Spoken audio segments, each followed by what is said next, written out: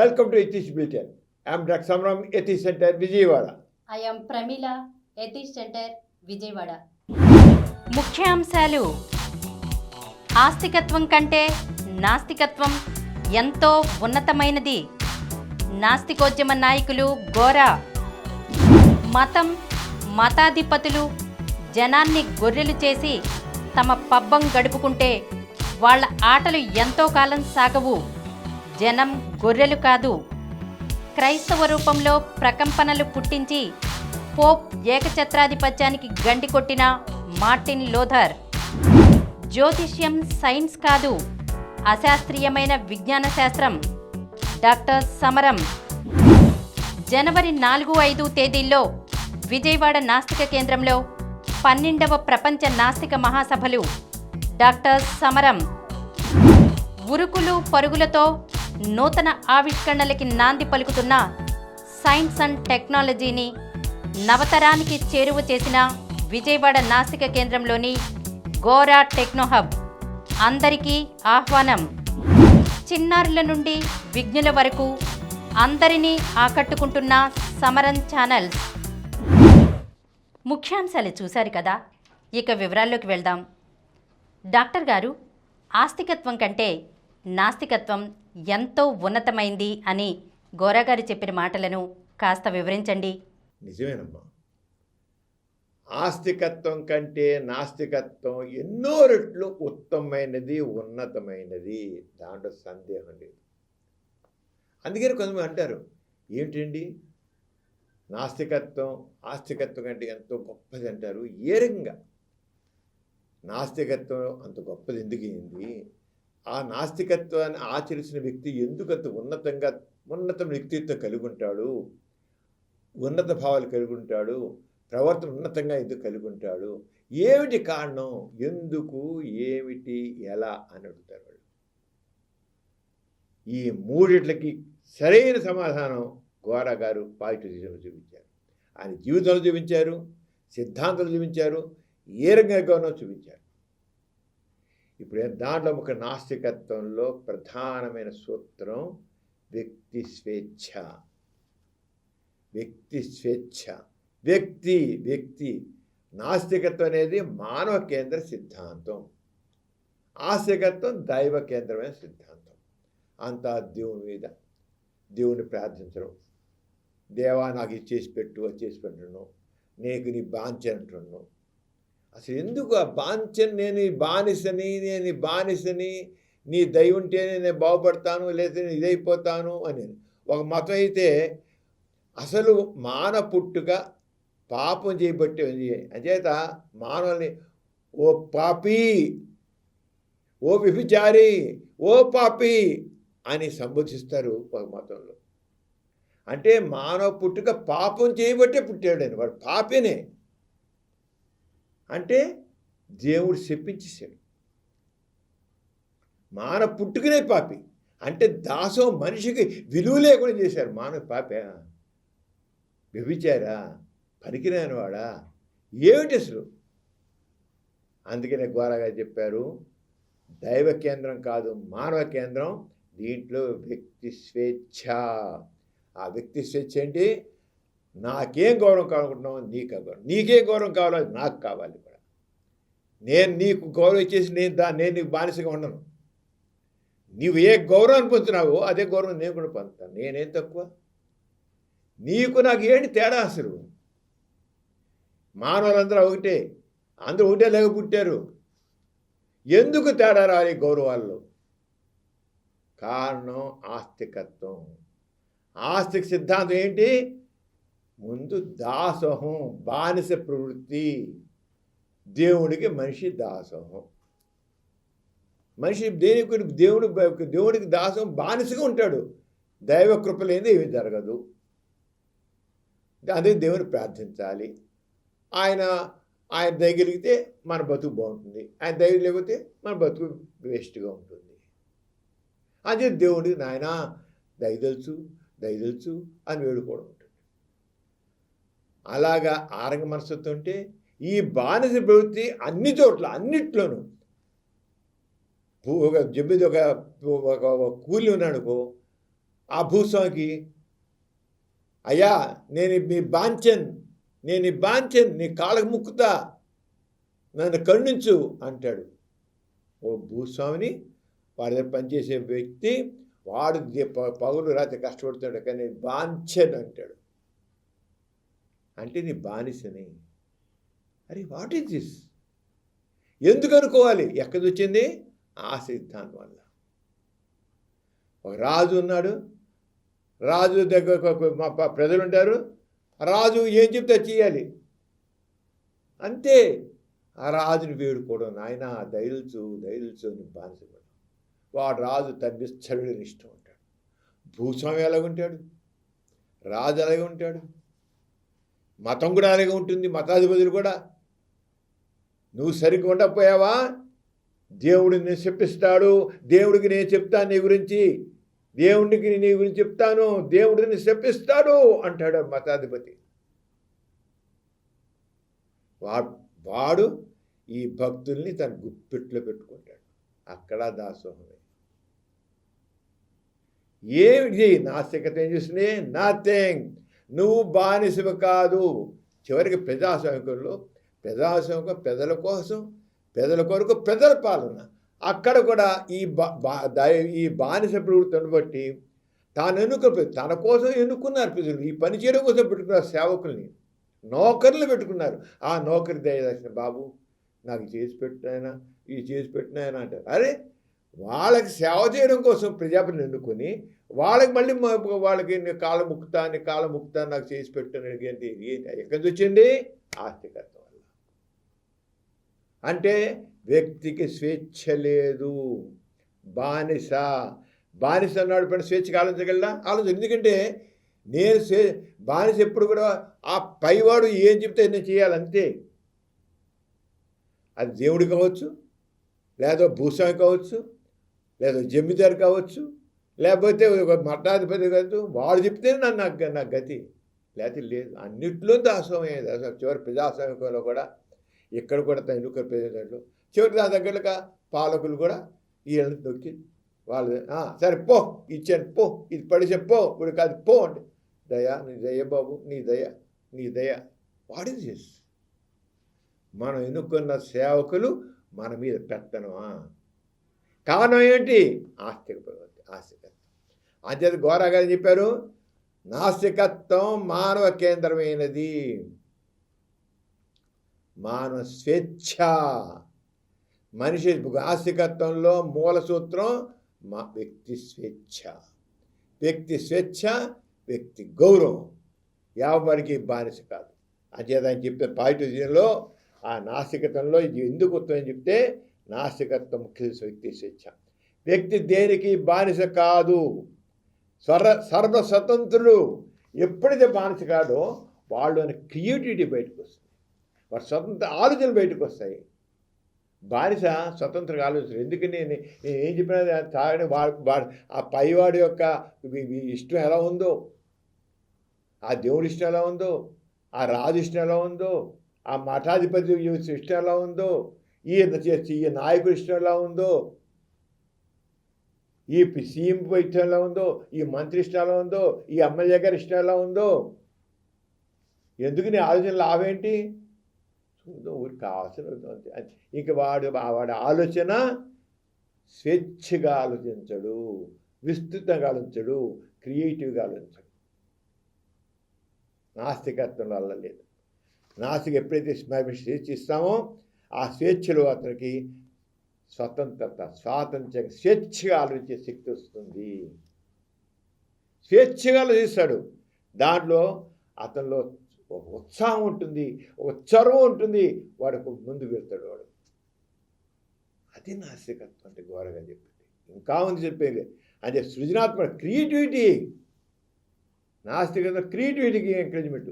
ఇక మాస్తికత క్రియేటివిటీ లేదు. ఏమో ఇంత చేస్తాను అవుతున్నావు, ఏదో అనుకుంటున్నాం, ఓ ప్రయోగం చేస్తున్నాం, ఆ సక్సెస్ దేవుడు ఇచ్చా ఎలా ఉంటుందో, దేవుడి సర్వీస్ పోయి ఫెయిల్ అయిపోతున్నామో అనుకున్నా. కానీ నో, నేను ఇది తీర్తా అనుకుని మా ఆస్తికత్వంలో ఓ ప్రయోగం చేసి ఫెయిల్ అయితే చతువుడు కూర్చుంటాడు. దేవుడికి మా మీద దయ లేదని. నాస్తికతంలో కాదే, ఎక్కడ ఫెయిల్ అయిందో ఆ ఫెయిల్ చూస్తాను, ఆ ఫెయిల్యూర్ కారణం ఏంటి చూస్తాను, దాన్ని తద్దిద్దుకుంటాను, దాన్ని సాధిస్తాను అంటాడు. ఏంటి మన నాస్తికత్వం అంటే ఏంటి? ఎందుకు నాస్తికత్వం ఉన్నతమైందంటే ఎప్పుడైతే వ్యక్తి తన నాస్తికుడిగా మారాడో అతనిలో వ్యక్తి స్వేచ్ఛ వచ్చింది, స్వాతంత్ర్యం వచ్చింది, స్వతంత్రంగా ఆలోచించాడు, స్వతంత్ర ఆలోచనలోను సృజనాత్మకత వచ్చింది, క్రియేటివిటీ వచ్చింది. ఇంకేం కాదు మనిషి బతి బాగుండాలి. అర్థం లేని నాస్తికత్వం. అంచేత గోరా గారు, అంచేత కత్తు శక్తిని, అపారమైన శక్తి సామర్థ్యాలు ఎప్పుడైతే తనలో క్రియేటివిటీ బయటకు వస్తుందో ఆ వ్యక్తిలోని అపారమైన శక్తి సామర్థ్యాలు బయటికి వస్తాయి. నాస్తికత్వంలో ప్రతి వ్యక్తి కూడా అపార శక్తి. కానీ ఎందుకు ఆస్తికత్వంలో ఎందుకని మనిషి అభివృద్ధి చెందట్లేదు అంటే ఈ బానిస ప్రవృత్తి. మన భారతదేశం ఎందుకు అభివృద్ధి చెందలేదు? చాలా మందంలో కూడా వచ్చే సైంటిస్టులు లాంటి వాళ్ళు. ఏది ప్రోత్సాహం? ఆర్యభట్ట మొట్టమొదటి చెప్పాలంటే ఆర్యభట్ట లాంటి సైంటిస్ట్ మన భారతదేశంలో క్రీస్తు పూర్వమే 200-300 సంవత్సరాల ముందు ఉన్నాడు. అంతే అయిపోయింది. వాడు ఆ శీలాకి నిరాశ చెందుంటాడు, పేరు తర్వాత ఎవరు చేసాడు అంతే, చివరి పనికి. కారణం ఏంటి? ఈ మతం, ఈ దైవభావం. అదే ప్రపంచ దేశాలు ఏంటి? నాస్తికత్వాన్ని చాలా వరకు అక్కడ మతం మీద తిరుగుబాట్లు వచ్చాయి, మఠాధిపతులు తిరుగుబాట్లు వచ్చాయి, స్వతంత్ర ఆలోచన పెట్టారు, స్వేచ్ఛగా ఆలోచించారు, కత్తు శక్తి వచ్చింది, సృజనాత్మకత వచ్చింది, అపార శిక్షణ బయటకు వచ్చాయి. అందుకనే ఎక్కడైతే మతం తన బలాన్ని కూలిపోయి వ్యక్తికి స్వేచ్ఛ వచ్చిందో అక్కడ వెళ్తుంది నాస్తికత్వం. అందుకని చాలా విషయాలు చాలామంది వాళ్ళు మా దేవుళ్ళో నమ్మకం లేదంటారు, మేము ఫ్రీ థింకర్స్ అంటారు, దేవుని నమ్మంటారు వాళ్ళు. అసలు మాకు దేవుని సంబంధం ఎప్పుడంటారు, మాకు నా జీవితానికి నా దేవుని సంబంధం ఏంటంటారు. ఉన్నాడులే నాకు అనవసరం, ఉన్నాడంటే మీరు ఏడవండి, నాకు నమ్మకం లేదు, నేను చేసుకుంటూ పోతాను అంటారు. అలా ఎవరు ఏ దేశాలు అయితే ఇలా ఉన్నాయో ఆ దేశాలన్నీ ముందుకు పోయి మళ్ళాంటి దేశాలు ఇలా వెనకపడి ఉన్నాయి. కారణం ఏంటంటే బానిస ప్రవృత్తి, వ్యక్తి స్వేచ్ఛ లేకపోవడం, కర్తృ శక్తి లేకపోవడం, క్రియేటివిటీ లేకపోవడం, వాళ్ళ అపార శక్తి సామర్థ్యం లేకపోవడం. అందుకు నాస్తికత్వం కాదు. అంటే గోరాగారు చెప్పుకుంటూ వచ్చి ఇంకా చెప్తారు, ఇవన్నీ ఆస్తికత్వంలో అణిచివేయబడతాయి. అందుకని ఆస్తికత్వం అంటే మన దాంట్లో ఇంకా చాలా చెప్పారు గోరా, చెప్తాను వారు మనం తెలుసుకున్నాం. ఎందుకు నాస్తికత్వం, ఎందుకని నాస్తికత్వం మనం తెలుసుకోవాలి. సాధారణ ఎందుకండి, ఏంటి గొప్ప నాస్తికత, ఏంటి గొప్ప అంటారు. ఎందుకే గొప్ప? వ్యక్తి స్వేచ్ఛతో, కర్తృ శక్తితో శక్తితో మారుతాడు. నాస్తికుడు తాను శక్తిహీనుడిగా, దాసుడిగా, బానిసగా భావించడు. వేడుకోలు, ప్రార్థనలు, దయాదాక్షిణ్యాలు కోసం ఎదురు చూడడం ఉండవు. ఏ వైఫల్యానికైనా కుంగిపోడు. మామూలు దేవుడు పెంచావు బాబు, ఎంతో అనుకున్నా జరగలేదు, ఆ దేవుడు చేయలేదు, అయ్యో నా దురదృష్టం, నా కర్మను కొట్టుకుంటాడు. నా ఎక్కడో నా ప్లాన్లో తప్పు ఉంది, సరిదిద్దుకుంటాను, నేను సాధిస్తాను అనుకుంటాడు. ఎందుకంటే ఎవడు ఆయన మీద ఎవడు లేడు, నాస్తికుడి మీద ఏ భగవంతుడు లేడు, ఏ శక్తి లేదు, తానే సర్వస్వతంత్రుడు, తాను చేసేప్పుడు తానే కర్త, క్రియ, కర్మ. కర్త ఆయనే, కర్మ ఆయనే, కర్మని పనిచేయడం, క్రియ చేసేవాడు ఆయనే, ఇంకెవడు లేడు. ఆస్తికులారు కదే. అంచేత ఈ వైఫల్యాన్ని ఒక అనుభవంగా తీసుకుని తన ప్రయత్నాన్ని మరింత మెరుగుపరుచుకుంటాడు, విజయం వైపు కొనసాగుతాడు. అలాగే నాస్తికులు కూడా విశ్వాసాలు ఉంటాయి, కొన్ని నమ్మకాలు ఉంటాయి. ఆ నమ్మకాలు మూఢనమ్మకాలు కాదు. నీ ఇలా చేస్తే బాగుంటుంది, అలా చేస్తే బాగుంటుంది, ఆ మనిషి అలా ఉంటాడు అనుకుంటాను, ఇలా ఉంటాడు. మూఢంగా నమ్మడు, ఉండదు మార్చుకుంటాడు. నేను ఇలా చేయగలను అనుకుంటాడు. నాకు ఇలా జరుగుతుంది, ఇలా జరగవచ్చు, ఇది కావచ్చు అని ఉండొచ్చు.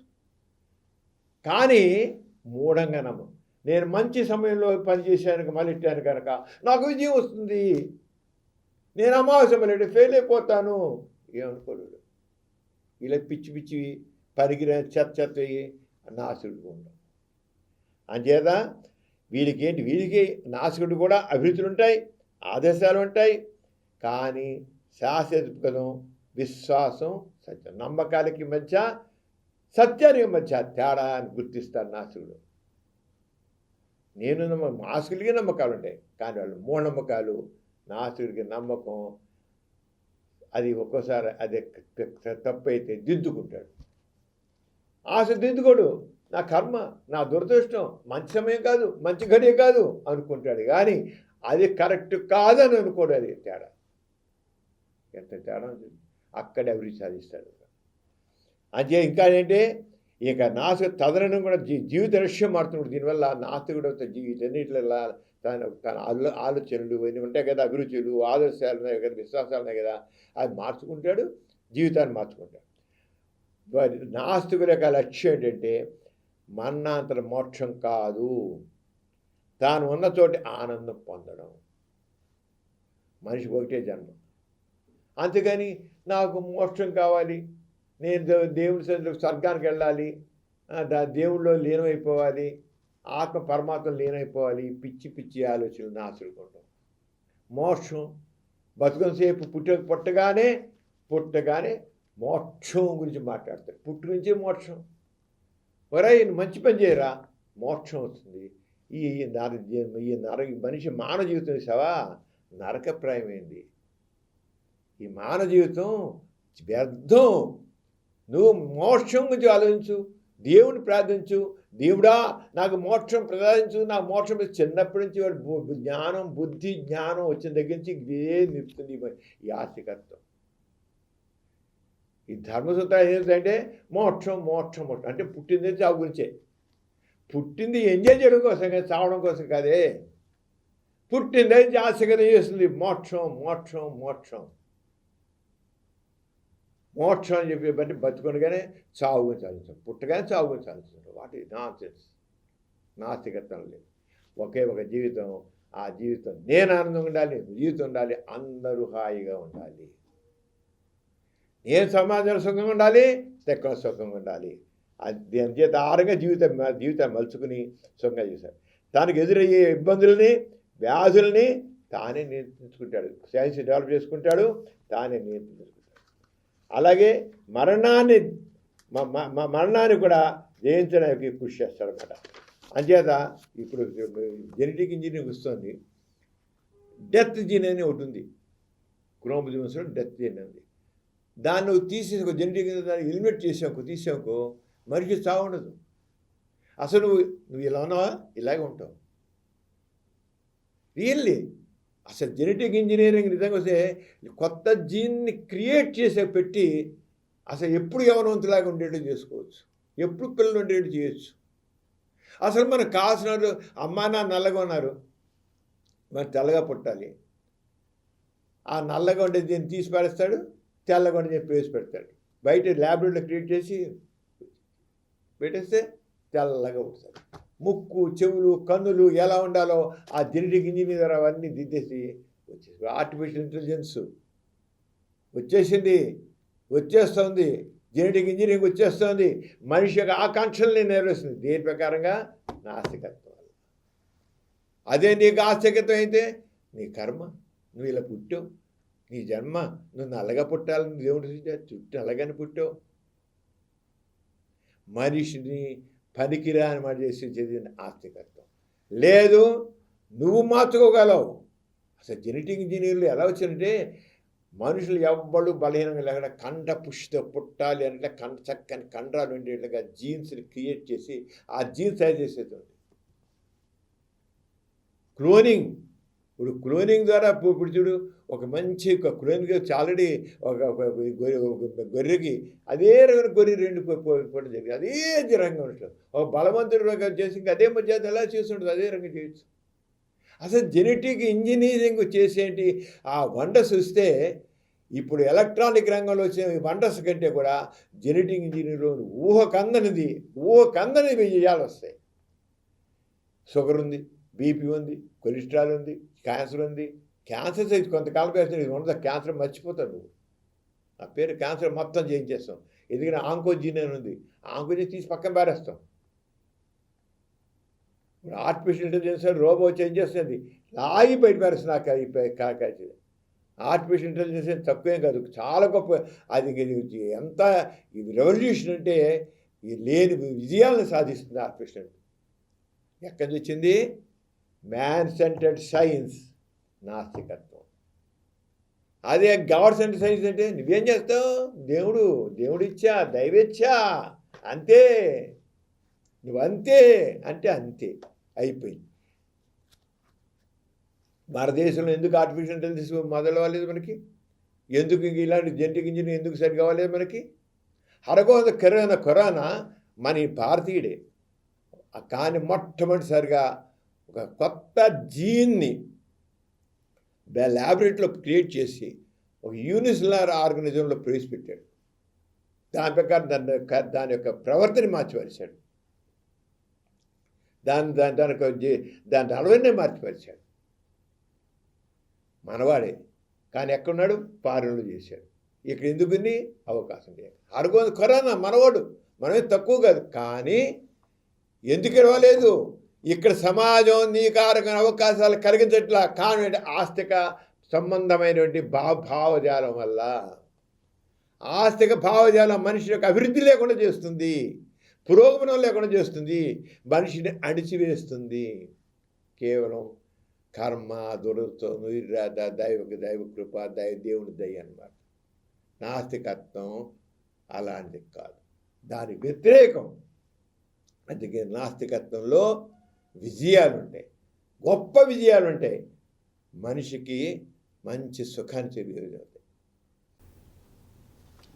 అలాగే ప్రేమిల, ఇక చూడు, ఈ అధిక జనాభా అంటాం, కాలుష్యం అంటాం, సహజ క్షేత్రం అంటాం, ఇవన్నీ మనం చేరే ఉంటాం. కానీ సైన్స్ని డెవలప్ చేసి వీటన్నిటిని మనం అధిగమిస్తాం. ఇప్పుడు చూడు, ఇప్పుడు ఈ పెట్రోల్ వల్ల, ఈ డీజిల్ వల్ల పొగొచ్చి వాతావరణం పాడైపోతుంది. కాదు, తీసే అంత ఎలక్ట్రికల్ చేసి పెట్టండి. ఇంకా సోలార్ ద్వారా నథింగ్, నో పొగ, నథింగ్, నో స్మోక్. పర్యావరణంతో చక్కగా హాయిగా గాలి అంతా చక్కగా ఉంటుంది. ఎవరు ఆలోచించాడు? ఎంత మనిషి. ఎలా ఆలోచించాడు? ఎవడో చేస్తాడని కాదు, మనమే చేసుకోవాలి అనే ఒక భావజాలం వల్ల. అది నాస్తిక చైతన్యంతో అది నాస్తికుడి కోసం పల్ల. కానీ తన మీద విశ్వాసం, నాస్తిక ఏ వ్యక్తికైనా తన మీద విశ్వాసం ఉండి సృజనాత్మకతో ముందుకు వెళ్ళాలంటే వాడికి తెలియదు నాస్తిక చైతన్యం అని. నువ్వు చెప్పారు, నేను చెప్పాను కాదు. మనిషిని ఎప్పుడైతే ఆ డైరెక్షన్లో ఆలోచిస్తాడో, వాడికి ఎవరైతే ప్రోత్సహిస్తారో, చెయ్యిని ప్రోత్సహించారో, అదే నాస్తిక చైతన్యం. నువ్వేం చేస్తారా? దేవుడికి ఇచ్చి ఉండాలి, మేము చేసిన లాభం ఏంటరా అన్నాడు. అది ఆస్తికత్వం. అలాగే ఇక గొర్రగారు ఇంకా చెప్పారు, ఎందుకంటే నాస్తికత్వం ఆస్తికత్వం అంటే ఎందుకు గొప్పది అని దానికి చెప్పుండొచ్చు. దానికి చెప్పారు, నాస్తికులు వాస్తవాల్ని నిర్భయంగా ఎదుర్కొంటారు. ఎందుకు అలా జరిగిందనే ఆలోచనతో గడపడం కాకుండా ఏం చేయాలనేది ఆలోచించి ఆ దిశలో ప్రయత్నం ఎక్కువ చేయడం ఉంటుంది. జరిగిన దాని గురించి ఎక్కువ విశ్లేషణ చేస్తూ కూర్చోవడం ఉండదు. ప్రతి దాంట్లో కొత్త చొరవతో, కొత్త ఆలోచనలతో, కొత్త మార్గాల్ని ఆవిష్కరించడం ఉంటుంది. అందుకనే నాస్తికుల జీవనంలో జరిగిందే మళ్ళీ జరగడం అనేది బహు అరుదు.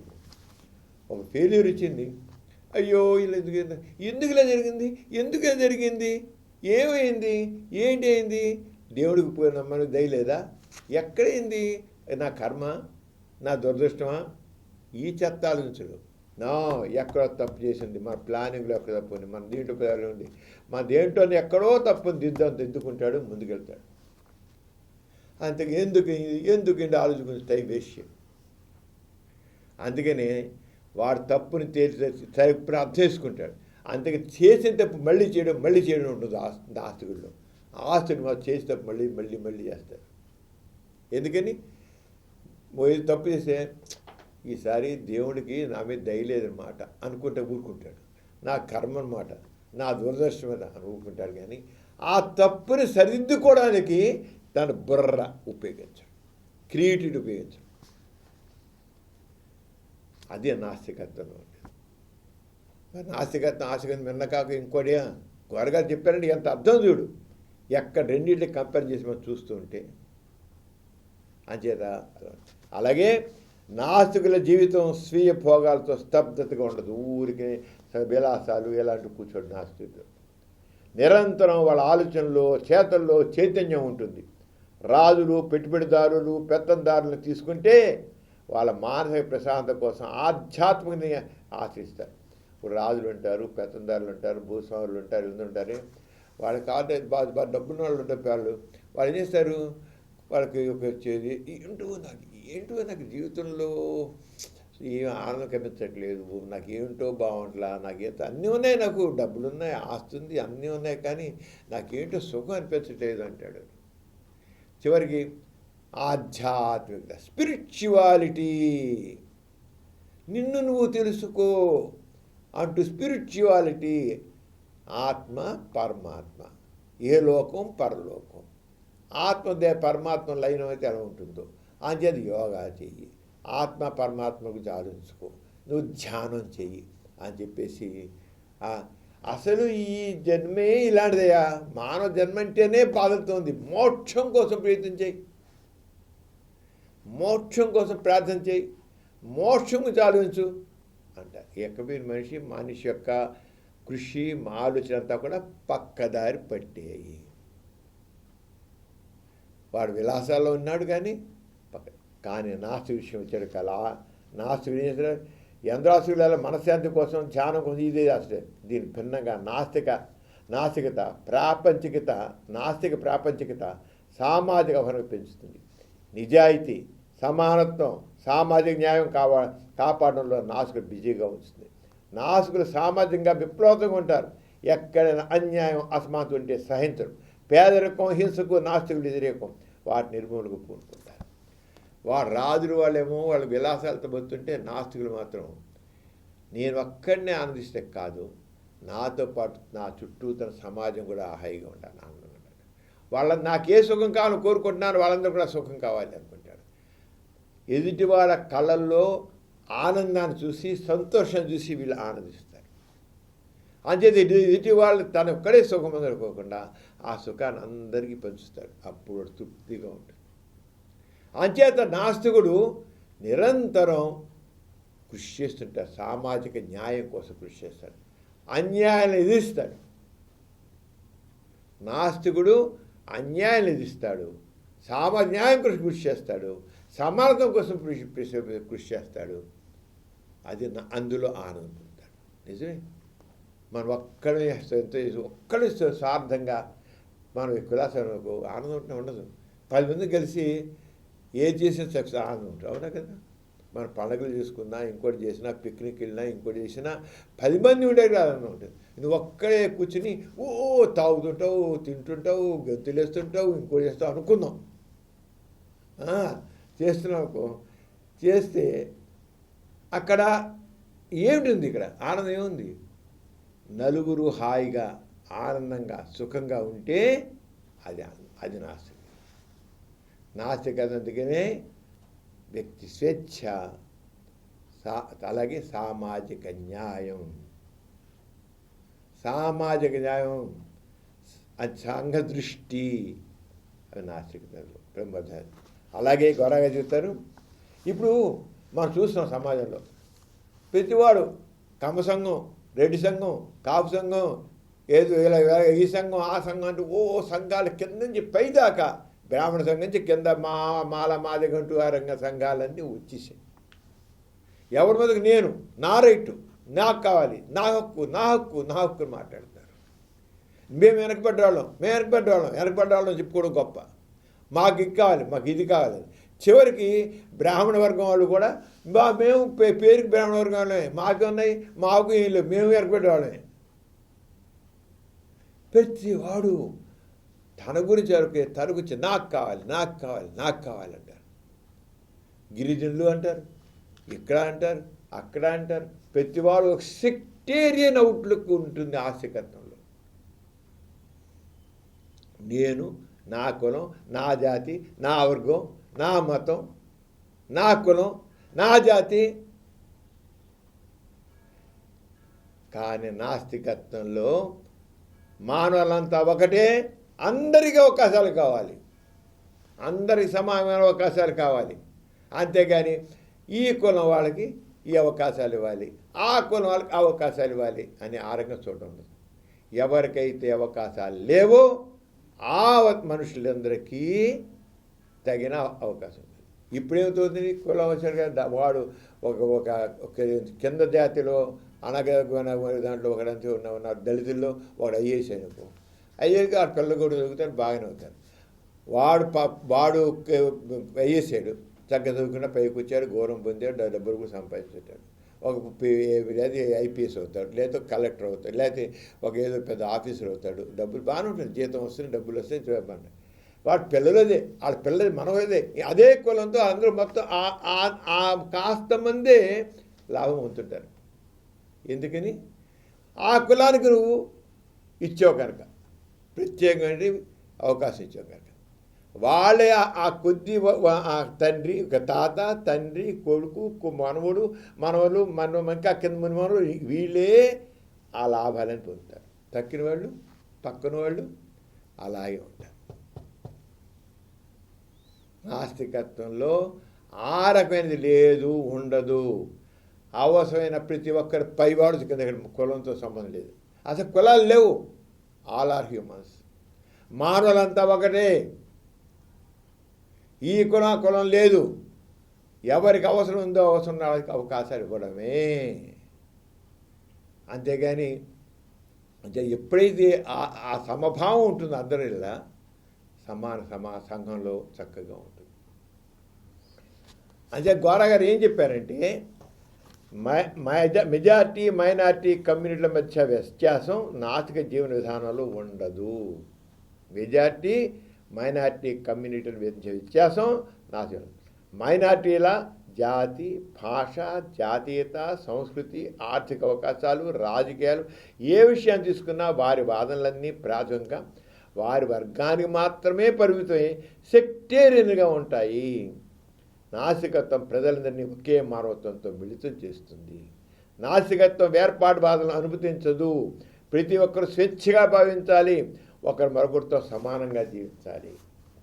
ఆస్తికులు కూడా ఏకమానత్వం చెబుతారు, వాడు కూడా అందరూ అంత ఒకటేలాగంటారు. ఆస్తికులు ఏకమానత్వం గురించి మాట్లాడారు, కానీ వారు వ్యక్తి స్వేచ్ఛని గుర్తించరు, సమానత్వాన్ని ప్రోత్సహించరు.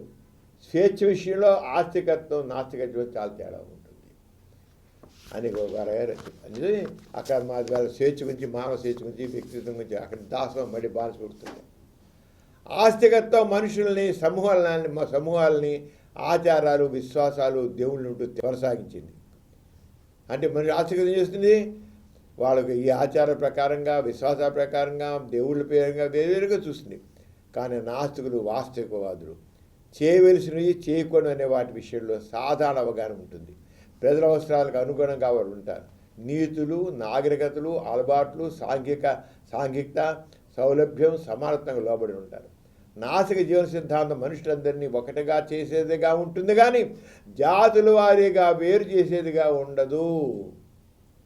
అందరిని ఒకటి చేయాలంతే. అంతేగాని నా కులం, నా జాతి, నేను వెనకబడ్డాను, ముందు కానీ నేను బీసీని, నేను ఏసీని అంటూ అక్కడేం ఉండదు. జీవితాన్ని సంతోషంగా, ప్రగతిశీలంగా, స్నేహశీలంగా ఉంచుతుంది నాస్తికత్వం. మనుషుల్ని వేరు చేసే ఆచారాల్ని, విధానాల్ని తిరస్కరిస్తుంది. నిరంతరం ఏకత్వం కోసం, కొత్తదనం కోసం కృషి చేస్తుంది. మాటకి చేతకి తేడా ఉండదు. సామాజిక న్యాయం, సమానత అనేది నాస్తికుని బాధ్యత. చూడు ఎంత ఆస్తికత్వం, నాస్తికత తేడా ఉంటుంది.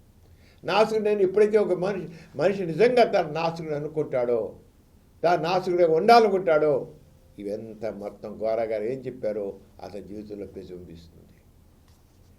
అన్ని నాగరికతలకు ఆధారం వ్యక్తి అనమాట. ఏ నాగరికతైనా మన వ్యక్తి ప్రకారం వస్తుంది. అతని సౌలభ్యం కోసం, సులభతరం కోసం వ్యవస్థను రూపొందిస్తాడు. ఆధునిక కాలంలో ప్రభుత్వ వ్యవస్థ అత్యున్నతమే. కాబట్టి నాస్తికులు రాజకీయంగా ఉంటారు.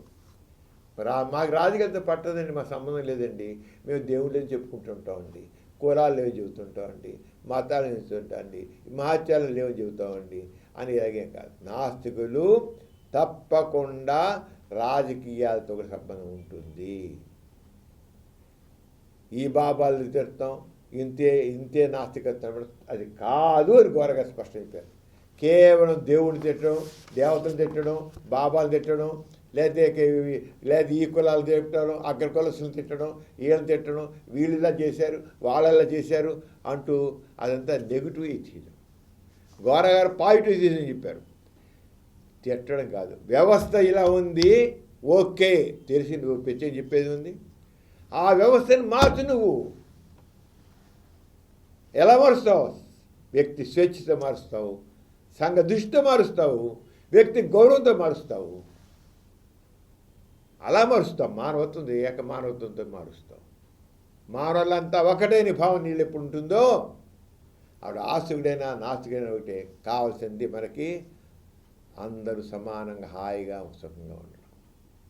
తిడుతుపోతున్నావుకో, ఎప్పుడు నువ్వు ఒకసారి తిడితే ఊరుకొని నేను తిడతానుకో, నువ్వు ఎప్పుడైనా నేను ఎంత చెప్పినా నాకు చదువుతావు, నవ్వి కోపంగానే ఉంటావు, నాకు కలిసావు నాతో.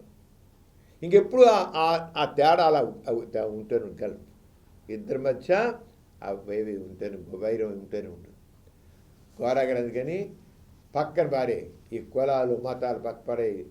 నువ్వు అందరు మానవులంతా ప్రతి వ్యక్తికి గౌరవం ఉంది, ప్రతి వ్యక్తికి గౌరవం ఉంది, ప్రతి వ్యక్తి సమానమే, మానవులంతా ఒకటే అని భావించరా. కులం మతాలు లేవని చెప్పు. నువ్వు కులంగా నీ కులాన్ని నీ కులంగా నువ్వు భావించొద్దు. నీ కులం నీలో ఎక్కడ నీ కులం చేసే పేరులో కానీ దేంట్లో పెట్టి పేరు మార్చుకో. కావాలంటే మతాన్ని మార్చుకో, మతం పేరు ఉంటే మార్చుకో. నువ్వు వర్ణాంతరాలు చేసుకోండి, మతాంతరాలు చేసుకోండి. నేను ఫలానా కులానిగా ప్రతిపించుకోకు. నేను ఒక మానవుణ్ణి, మానవతను మానవుణ్ణి, సమానత కోరే మానవుణ్ణి, సామాజిక న్యాయాన్ని కోరే మానవుణ్ణి నేను. అంతేగాని నేను నువ్వు ఉంటాను కానీ మంచివాడిని, నేను మహమ్మద్ని, నేను మంచిగానే ఉంటాను మహమ్మదీనైనా, ఇది కాదు. మానవులంతా no religion, no caste, nothing. అలా ఉండాలి. కానీ అది నా గొరగా చెప్పింది. అంతే పాజిటివ్ ఎథిజం చెప్పింది. దాంట్లో ఏంటంటే అంతా ఉంటుంది. అంతేగాని వీళ్ళు తిట్టుతూ అది కూర్చోవడం కాదు. అందుకనే నాస్తికత్వం రెండు రకాలు. నెగిటివ్ ఎథిజం, ఇంతకాలం నుంచి నెగిటివ్ గోరగా ఎప్పుడు వచ్చారో, పాజిటివ్ ఎప్పుడు పెట్టారో, ఆ పాజిటివ్ వచ్చాడు కల్లా దాంట్లో అంత రూపం మానవులంతా సమానంగా గౌరవంతో బతికి హాయిగా ఉండేట్టు కోరుతారు. అంచేత రాజకీయంగా కూడా మన కోరేది ఇతరు రాజులు ఉన్నారు, మతాధిపతులు ఉన్నారు. క్రిస్టియానిటీలో పోపు ఉన్నాడు, ఇంకోటి శంకరాచార్యులు ఉంటున్నాడు, ఇంకొక జగద్గురు ఉన్నాడు, ఇంకోటి ఇలా ఉన్న పెద్ద ఇంకొకడు ఉన్నాడు. నో, ఇలా ఎవరు కాదు. కరైన పాలన ప్రజాస్వామ్యం మనం ఎందుకుంటాం? వాళ్ళు మన సేవకులు, వాళ్ళు చెప్పని చేయించుకుంటాం. రాజకీయం ప్రజాస్వామికమే, డెమోక్రసీయే సరైనది. మతపాలన కాదు, రాజుల పాలన కాదు, నియంత్రిత పాలన కాదు. ఒకటే ఒక పాలన, డెమోక్రసీ. అదేంటి? రాజకీయ చైతన్యం. ఆ రాజకీయ చైతన్యం మానవులంతా ఒకటే, అందరికీ సమానం ఒకసారి. అది మనం ఎన్నుకనిపించడం ద్వారా మనం ఏది కోరుకుంటాం, అందరి మనుషులు ఏం కోరుకుంటాం ఆ పాలన చేస్తాం. అది కూడా అక్కడ కూడా మనం ఎవరు దాసులందరూ కూడా ఎక్కడ కూడా దాసు బానిస ప్రవృత్తి లేదు. అంచేత ప్రభుత్వం ద్వారా ప్రజలు ఒక్కసారి తీర్చే విధంగా ఉంటారు. ఈ విధంగా ప్రభుత్వాన్ని నియంత్రిస్తారు. ప్రభుత్వం ప్రజల మీద అధికారం చెలాయించడం కాకుండా వారి కోరికలను, వారి అవసరాలను తీర్చే విధంగా ప్రవృత్తి చేస్తారు. ప్రభుత్వం ప్రజల కోసమే. ప్రజాస్వామికుల ప్రజలు యజమానులు, ప్రభుత్వంలో ఉన్నవారు సేవకులు. అది నాస్తిక రాజకీయ సిద్ధాంతం. నాస్తిక జీవన విధానం. ఇంకంచేత నాస్తికత్వం అంటే ఏమిటో, ఏ రంగం ఉంటుందో మనం చాలా స్థూలంగా తెలుసుకున్నాం. నాస్తిక జీవన విధానంలో, మనిషి జీవితం గత జీవన విధానంలో జీవన విధానం చైతన్యంతో, కృషితో నిండి ఉంటుంది. అన్నిటిపైన శాస్త్రీయ అవగాహన, సాంకేతిక నియంత్రణ ద్వారా ఆనందాన్ని, సౌఖ్యాన్ని పెంచే దిశగా నిరంతరం పురోగమిస్తుంది. దాని లక్ష్యం సమానత్వం. నాస్తికత సమానత్వం, దాని పద్ధతి నిష్కాపట్యత, దాని సాధనం రాజకీయ చర్య, దాని చోదక శక్తి వ్యక్తి నైతిక స్వేచ్ఛ. వ్యక్తి స్వేచ్ఛ మేలుకొల్పడం ద్వారా, వ్యక్తే సర్వస్వతంత్రుడైన చైతన్య కలిసడం ద్వారా ఆర్థిక, రాజకీయ, సాంఘిక, నైతిక, విద్య, వైజ్ఞానిక అన్ని వ్యవస్థలకి కొత్త రూపం వస్తుంది. ఈ వ్యవస్థలన్నిటిపైన వ్యక్తే అధిపతి అవుతాడు. వ్యక్తి ఏ వ్యవస్థకి దాసోహం కాదు. వ్యక్తే సర్వస్వతంత్రుడు, సర్వశక్తిమంతుడు, స్వేచ్ఛగా ఆలోచించగలడు, స్వేచ్ఛగా ఏమైనా చేయగలడు. నాస్తిక అనేది అణిచివేతకు వ్యతిరేకం, బానిస ప్రభుత్వ వ్యతిరేకం. నాస్తికత్వం శక్తివంతమైన జీవన విధానం, నాస్తికత్వం మానవ సిద్ధాంతం. Man is master. అది గొరగది. అంచేత నాస్తికత్వం ఆస్తికత్వం కంటే ఎన్నో రెట్లు మెరుగైనది. దీంట్లో ఎటువంటి అనుమానం లేదు, డౌట్ లేదు. ప్రతి నాస్తికుడు కూడా ఆస్తికుడి కంటే ఎంతో ఉత్తముడిగా ఉంటాడు. అలాగే నాస్తిక జీవిత విధానం ఆస్తిక జీవితం కంటే ఎన్నో రెట్లు ఉత్తమైనది. అక్కడ ఆచారాలని, సాంప్రదాయాల్ని ఎన్ని రకాలుగా మనిషి వాడికి దాసం అయిపోతాడు. ఎన్ని నమ్మకాలు పనికిరాని ఉన్నాయి దాంట్లో. మనిషిని పనికిరా కూడా చేసేవాడు, మనిషి పనికిరా కూడా చేసే, మనిషి శక్తిని చేస్తాయి, మనిషి క్రియేటివిటీ దాన్ని అణిచిపారేస్తాయి. నాస్తికత్వం వీటన్నిటిని పక్కన పెట్టి వ్యక్తి స్వేచ్ఛని, వీటిలో క్రియేటివిటీని పెట్టి సామాజిక న్యాయంతో, సాంఘిక దృష్టితో, సంఘ దృష్టితో, మానవత్వంతో ముందుకు సాగుతుంది. అందుకనే నాస్తికత్వం ఆస్తికత్వం కంటే ఎన్నో రెట్లు గొప్పది. డాక్టర్ గారు, మన ప్రతి బులెటిన్లో సామాజిక పురోభివృద్ధికి, మానవ కళ్యాణానికి తోడ్పడిన ఒక ప్రముఖ మహనీయుని గురించి చెప్పుకుంటున్నాం కదా. ఈసారి ఎవరి గురించి చెబుతున్నారు? నువ్వు చర్చికి వెళ్ళావు.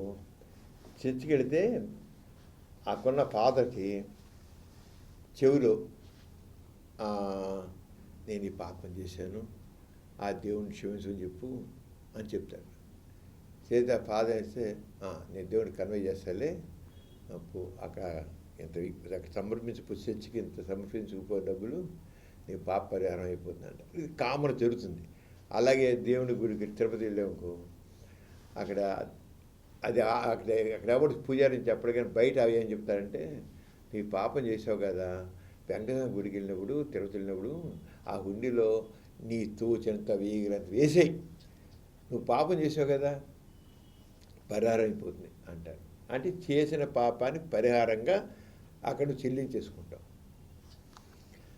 అలాగా పిచ్చోట అది దేవాలయం కావచ్చు, చర్చి కావచ్చు, ఇంకోసారి చేసిన పాపానికి పరిహారంగా ఏదో చేసేవాడిని. కానీ ఒక వింత తెలుసా, ఒకనప్పుడు పోపు దగ్గర నుంచి కింద దాకా నువ్వు చేయబోయే పాపానికి పరిహారంగా ఈ పాప పరిహార పత్రాలు అని ఉన్నాయి.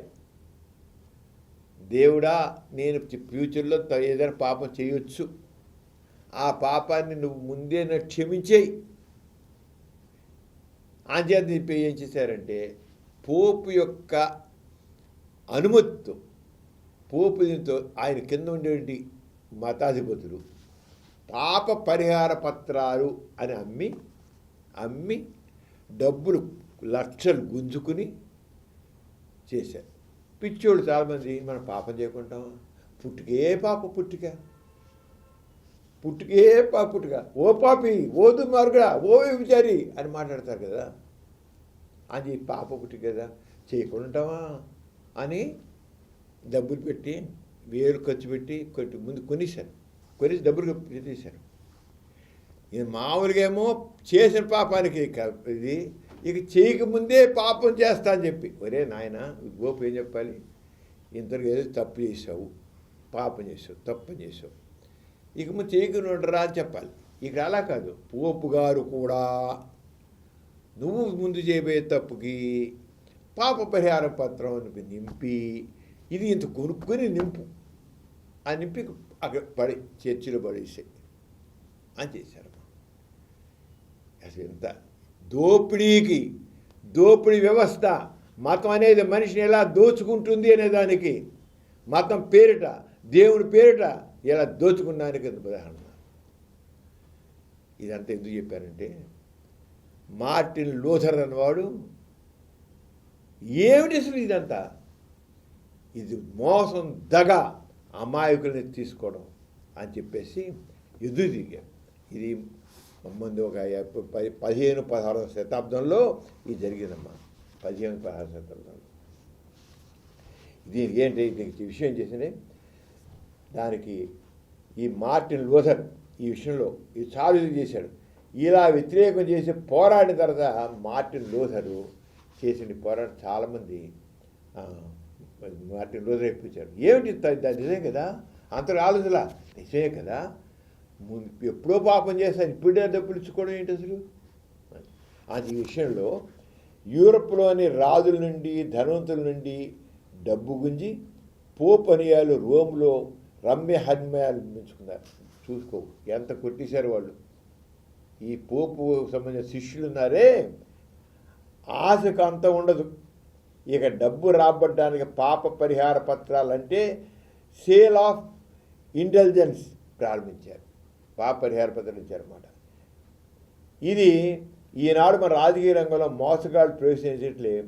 టెడ్జిల్ అనే వ్యక్తి జర్మనీ అంతా పాప పరిహార పత్రాలు అమ్మి మంచినీళ్ళ ప్రాయంగా డబ్బు వసూలు చేసి పోపుకు విరాళంగా డబ్బు పంపడం. పోపు నుంచి దాంట్లో పోపు కూడా భాగస్వామి విరాళంగా పంపడం ప్రారంభించాడు. చేసిన పాపం చెప్తే పోతుంది నానుడి మామూలుగా. అలా కాదు, చేయబోయే పాపం ముందుగా పోపుకు దెబ్బిస్తే పోతుందని టెడ్జల్ ఏజెంట్ తయారయ్యారు. ఈ విధంగా మతంలో భక్తికి ముక్తికి డబ్బు సాధనమైంది. అలాంటి వాతావరణంలో 514 సంవత్సరాల కిందట 520 సంవత్సరాల పైన ఉంటుంది. ఒక 600 సంవత్సరాల క్రితం 1483 నవంబర్ 10న జర్మనీలో ఒక గని కార్మిక కుటుంబంలో జన్మించిన మార్టిన్ లూథర్ విట్టిస్బర్గ్ యూనివర్సిటీలో ప్రొఫెసర్ అయ్యాడు. కొంతకాలం పాటు లూథర్ చాలా భక్తి శ్రద్ధలతో, అతను కూడా క్రిస్టియనే, పోపు దగ్గర వెళ్ళేవాడు, రోమ్ వెళ్ళాడు. మతం కుళ్ళు కంపు ధనదహం కళ్ళారా చూశాడు. ఇదొకసేపు నీ ముందు క్రిస్టియన్గా బాగానే ఉన్నా అనుకున్నాడు. కానీ చూస్తే ఈ పాప పరిహార పత్రాలు, వ్యవహారం, డబ్బులు దోచుకోవడం, బిల్డింగ్లు కట్టుకోవడం, విలాసాలు చేయడం చూసి ఆయనకి ఒళ్ళు మండిపోయింది. పతనమైన మత వ్యవస్థను కళ్ళారా చూసిన లూథర్ పాప పరిహార పత్రాలు జర్మన్ రాజులకు ధనవంతులకు అమ్మడాన్ని ప్రత్యక్షంగా చూసి వారు చేసిన దుర్మార్గాన్ని సహించలేకపోయాడు మార్టిన్ లూథర్. గూటెన్బర్గ్ చర్చి ఇంక తప్పేసాడంటే గూటెన్బర్గ్ చర్చ్ అని ఆ చర్చి మీద ఆయన వేసాడంటే 95 ప్రశ్నలతో దేవుడు పాపం చేసిన తర్వాత క్షమిస్తాడు, కానీ చేయబోయే పాపానికి రక్షణ కల్పించమని డబ్బు ఇవ్వడం ఏంటి అనేది ప్రశ్న. అంటే ఆయన మొత్తం 95 ప్రశ్నలు ఇటు రాశాడమ్మా. అంటే నీకు మతం అనేది మనిషిని మూఢుగా ఉంచి మూర్ఖుడిగా ఉంచి మతం ఎలా దోపిడీ చేస్తుంది దానికి ఇది ఉదాహరణ. మతం పేట ఏమైనా చేయొచ్చు. పోపు లాంటి వాడు, పోపు అనేవాడు మరి దైవానికి దేవుడికి ప్రతినిధి పోపు అనేవాడు. ఆయనే ఈ పాప ఆయన కూడా నింపున్నారు. ఆయన డబ్బులు ఎవరికి ఇచ్చాడు? వీళ్ళందరూ పోపుకి ఇచ్చారు. ఆ పోపు గారు మరి ఇంకెవరికి ఇచ్చాడు? మరి ఇదంతా పాపమే కదా. మరి అంచేత మతంలో విప్లవాలు సమాజంలో లిబరల్ భావాలు పెంచడానికి, ప్రజలను ఆలోచించడానికి గత కాలంలో దోహదకారి అయ్యారు చాలామంది. దీంతో అయిపోయింటే ఎలా అయితే మార్టిన్ లూథర్ మంచి ఇదే అయ్యాడు, వ్యతిరేకంగా తయారు చేశాడు, అరంగాన్ని మతం ఎంతమంది చేశారు. చాలా జీవితంలో అన్ని రంగాలపై మతం కారు వంపులాగా కమ్ముకుని ఉన్నప్పుడు మతాధికారులు వారి మంది మగధులు ఆడిదాట పాడిద పాటగా ఉండేది. వారు చేసిన అన్యాయాలు అక్రమాల వల్ల మతాలు పిలిచి అడుగంటి ప్రజలు భరించలేని దుర్మార్గం ప్రబలినప్పుడు కొందరు చైతన్యలేని మతాధికారులు ప్రజలు తిరగబడ్డారు. మతాల్లో వచ్చిన తిరుగుబాట్లు కాలక్రమేణా మూఢనమ్మకాలు అంతమొందించడానికి, ప్రజల అజ్ఞానాన్ని నిస్సాహిత్యం తగ్గించడానికి తోడ్పడ్డాయి. ముఖ్యంగా మధ్యకాలంలో యూరప్లో క్రైస్తవ మతంలో రోమన్ క్యాథలిక్ పోప్ అధికారం అత్యధికంగా ఉన్నప్పుడు రాజులు కూడా పోపుకి దాసమైన అవ్వాల్సి వచ్చింది. రాజులు ఉండేవాడు రోజుల్లో మతం కాదు. అయితే విచిత్రం ఏంటంటే క్రైస్తవ మత గురువులు ముఖ్యంగా రోమన్ క్యాథలికులు పెళ్లి చేసుకోకుండా నియమం ఉంది. ఈ విషయం చూడు, రోమన్ క్యాథలికులు పెళ్లి చేసుకోకూడదు లేదు, కానీ పిల్లలు కనకూడదని ఆంక్షలేదు. పెళ్లి చేసుకోకూడదు. నాయకుడు క్యాథలిక్ అయిన వాళ్ళు మత గురువులు పెళ్లి చేసుకోకూడదు రూల్ పెట్టారు. ఆ కింద పిల్లలు కనకూడదు అని రాయలేదుగా. అంచేత అని చేశారంటే పెళ్లి చేసుకోకూడదని చెప్పారు కానీ పిల్లలు కొనకూడదని చెప్పలే కదా అని చెప్పారు. మీరు ఎక్కడికి అంటారు అని చెప్పి పెళ్లి చేసుకొని పిల్లలకి అన్నారు. పెళ్లి చేసుకోవాలా, పెళ్లి చేసుకొని పిల్లలకి అన్నాం. ఎంత తెలివి చేసి మతం నేర్పే తెలివితేటలు ఎంత తెలివిగా లీగల్గా మీరు పెళ్లి చేసుకోకూడదు అన్నారు కానీ పిల్లలు కనకూడదు అనలే కదా. అది అంతే మతంలో ఎంత ఇది ఉంటుంది తెలివితేటలు అంటే తక్కువ. ఆ రంగా ఇంక దీంతో చివరికి ఇంక ముఖ్యంగా మధ్యకాలంలో లోపలికి అధికంగా ఉన్నప్పుడు ఇంక పెళ్లి చేసుకునే నియమం ఉంది, కానీ పిల్లలు కనకూడదు ఆంక్షలేదు కనుక పెద్ద పెద్ద మత గురువుల నుండి చిన్నవారి వరకు అవినీతికి అక్రమాలకు గంపెడు సంసారంతో ఉండేవాడు. సంసారం ఎవరికి ఉండే వాళ్ళ దగ్గర మాటకి చేతకి ఎంత వ్యత్యాసం ఉంది. 15వ శతాబ్దంలో క్రూసెడ్స్, ఇది మాత్రం తెలుసుకోవాలి, మాది రిలీజియస్ క్రూసెడ్స్ అని చాలా జరిగాయి. మతాల మధ్య యుద్ధాలు, మతాల పేరు యుద్ధాలు కొట్టుకు తెచ్చారు. లక్షలాది మంది చెప్పారు, లక్షలాది మంది వచ్చారు. ఏది క్రిస్టియన్స్ ప్రొటెస్టెంట్స్ కూడా చచ్చిపోయారు, రాజులు కూడా చచ్చిపోయారు. కొంతమంది రాజులు క్యాథలిక్స్, కొంతమంది రాజులు ప్రొటెస్టెంట్స్. ఆ ప్రొటెస్టెంట్ రావడానికి కారణం మార్టిన్ లూథర్. 15వ శతాబ్దంలో క్రూసేడ్స్ చివరికి మహమ్మదీయులది పై చేయి, అక్కడ మహమ్మదీయులతో క్రిస్టియన్ మహమ్మదీయులది పై చేయింది. కాన్స్టాంటినోపుల్ పతనం కావడంతో ఆజీవికం ప్రారంభమైంది. నీతికి నిజాయితీకి దైవభక్తికి ప్రతీకగా ఉండవలసిన మత గురువులు స్వార్థకు భోగలాల సతికి కుట్రలకు కుతంత్రాలకు ముఠాదగలకు నిలవయ్యాయి. మతాన్ని సంస్కరించడానికి కొన్ని ప్రయత్నాలు జరిగిన అవినీతి అక్రమాలు క్రైస్తవ వటవృక్షం వేళ్ళు కాదుల మలే. మత గురువులు ఎంతోమంది భార్యలు పిల్లలు తమ కుటుంబీకులకు ఆస్తి సమకూర్చడానికి వారు పదే తాపత్రపడ్డారు. పోప్ ఇటాలియన్ కావడంతో వివిధ దేశాల అధిపతులు ఇటాలియన్లే అయ్యేవారు. పోపే నియమించేవారు ఇతర దేశాల్లో వాళ్ళ అధికారి కింద. ఇప్పుడు ఏదైతే మన కేంద్ర ప్రభుత్వం మన ప్రెసిడెంట్ ఆఫ్ ఇండియా గవర్నర్ని ప్రతి రాష్ట్రంగా ఇస్తుందో ఆ రకంగా ఈయన దేశానికి నానే. అప్పుడు ఏంటంటే రాజులు ఉన్న ఆ రాజుల మీద పెత్తమవుతుందో తెలుసా, పోపుది మతాన్ని. రాజుని పెత్తం పోపు ఏం చెప్తే మత గురువు ఏం చెప్తే రాజు అలా చెయ్యాలి. అంతే కొంతమంది రాజులేమో క్యాథలికులు, కొంతమంది మామూలు అలా ఉండేవారు అన్నమాట. ఆ రంగం వాళ్ళ ప్రయత్నం మొత్తం వాళ్ళే. ఈ రంగం పాప పరిహార పత్రాలు వచ్చాయి. ఈ రంగం అయిపోయిన ఈయన చూసిన తర్వాత మార్టిన్ లూథర్ ఈ 95 ప్రశ్నలతో దేవుడు పాపం చేసిన తర్వాత క్షమిస్తాడు, కానీ చేయబోయే పాపానికి రక్షణ కల్పించిన డబ్బు ఇస్తామన్నది ఆ అడ్వాన్స్ బుకింగ్ ఏమిటని సూటికి ప్రశ్నించాడు. రాజుల దగ్గరికి వెళ్ళి విడమ చెప్పాడు. పోపు లూథర్ను బుద్ధిగించడానికి ప్రయత్నించాడు, కానీ నీతివంతులైన లూథర్ ప్రయోగంలో కాలేదు. సరికదా పోపు మోసంలో పడవద్దని ఎలుగెత్తి సాటాడు ధైర్యంగా. ఈ పోపు ఇదంతా మోసం దగా, ఈ పాప పరిహార పత్రాలు ఏంటి అంటూ అప్పుడిప్పుడే ప్రభుత్వం జర్మన్ జాతీయ భావం లూథర్కు మరింత బలం చేకూర్చింది. లూథర్ ఆర్థికంగా దెబ్బ కొట్టడంతో పోపు అతను మతం నుండి బహిష్కరించాడు. మరి అంతే కదా, మరి ఎదురు తిరిగా బహిష్కరించాడు.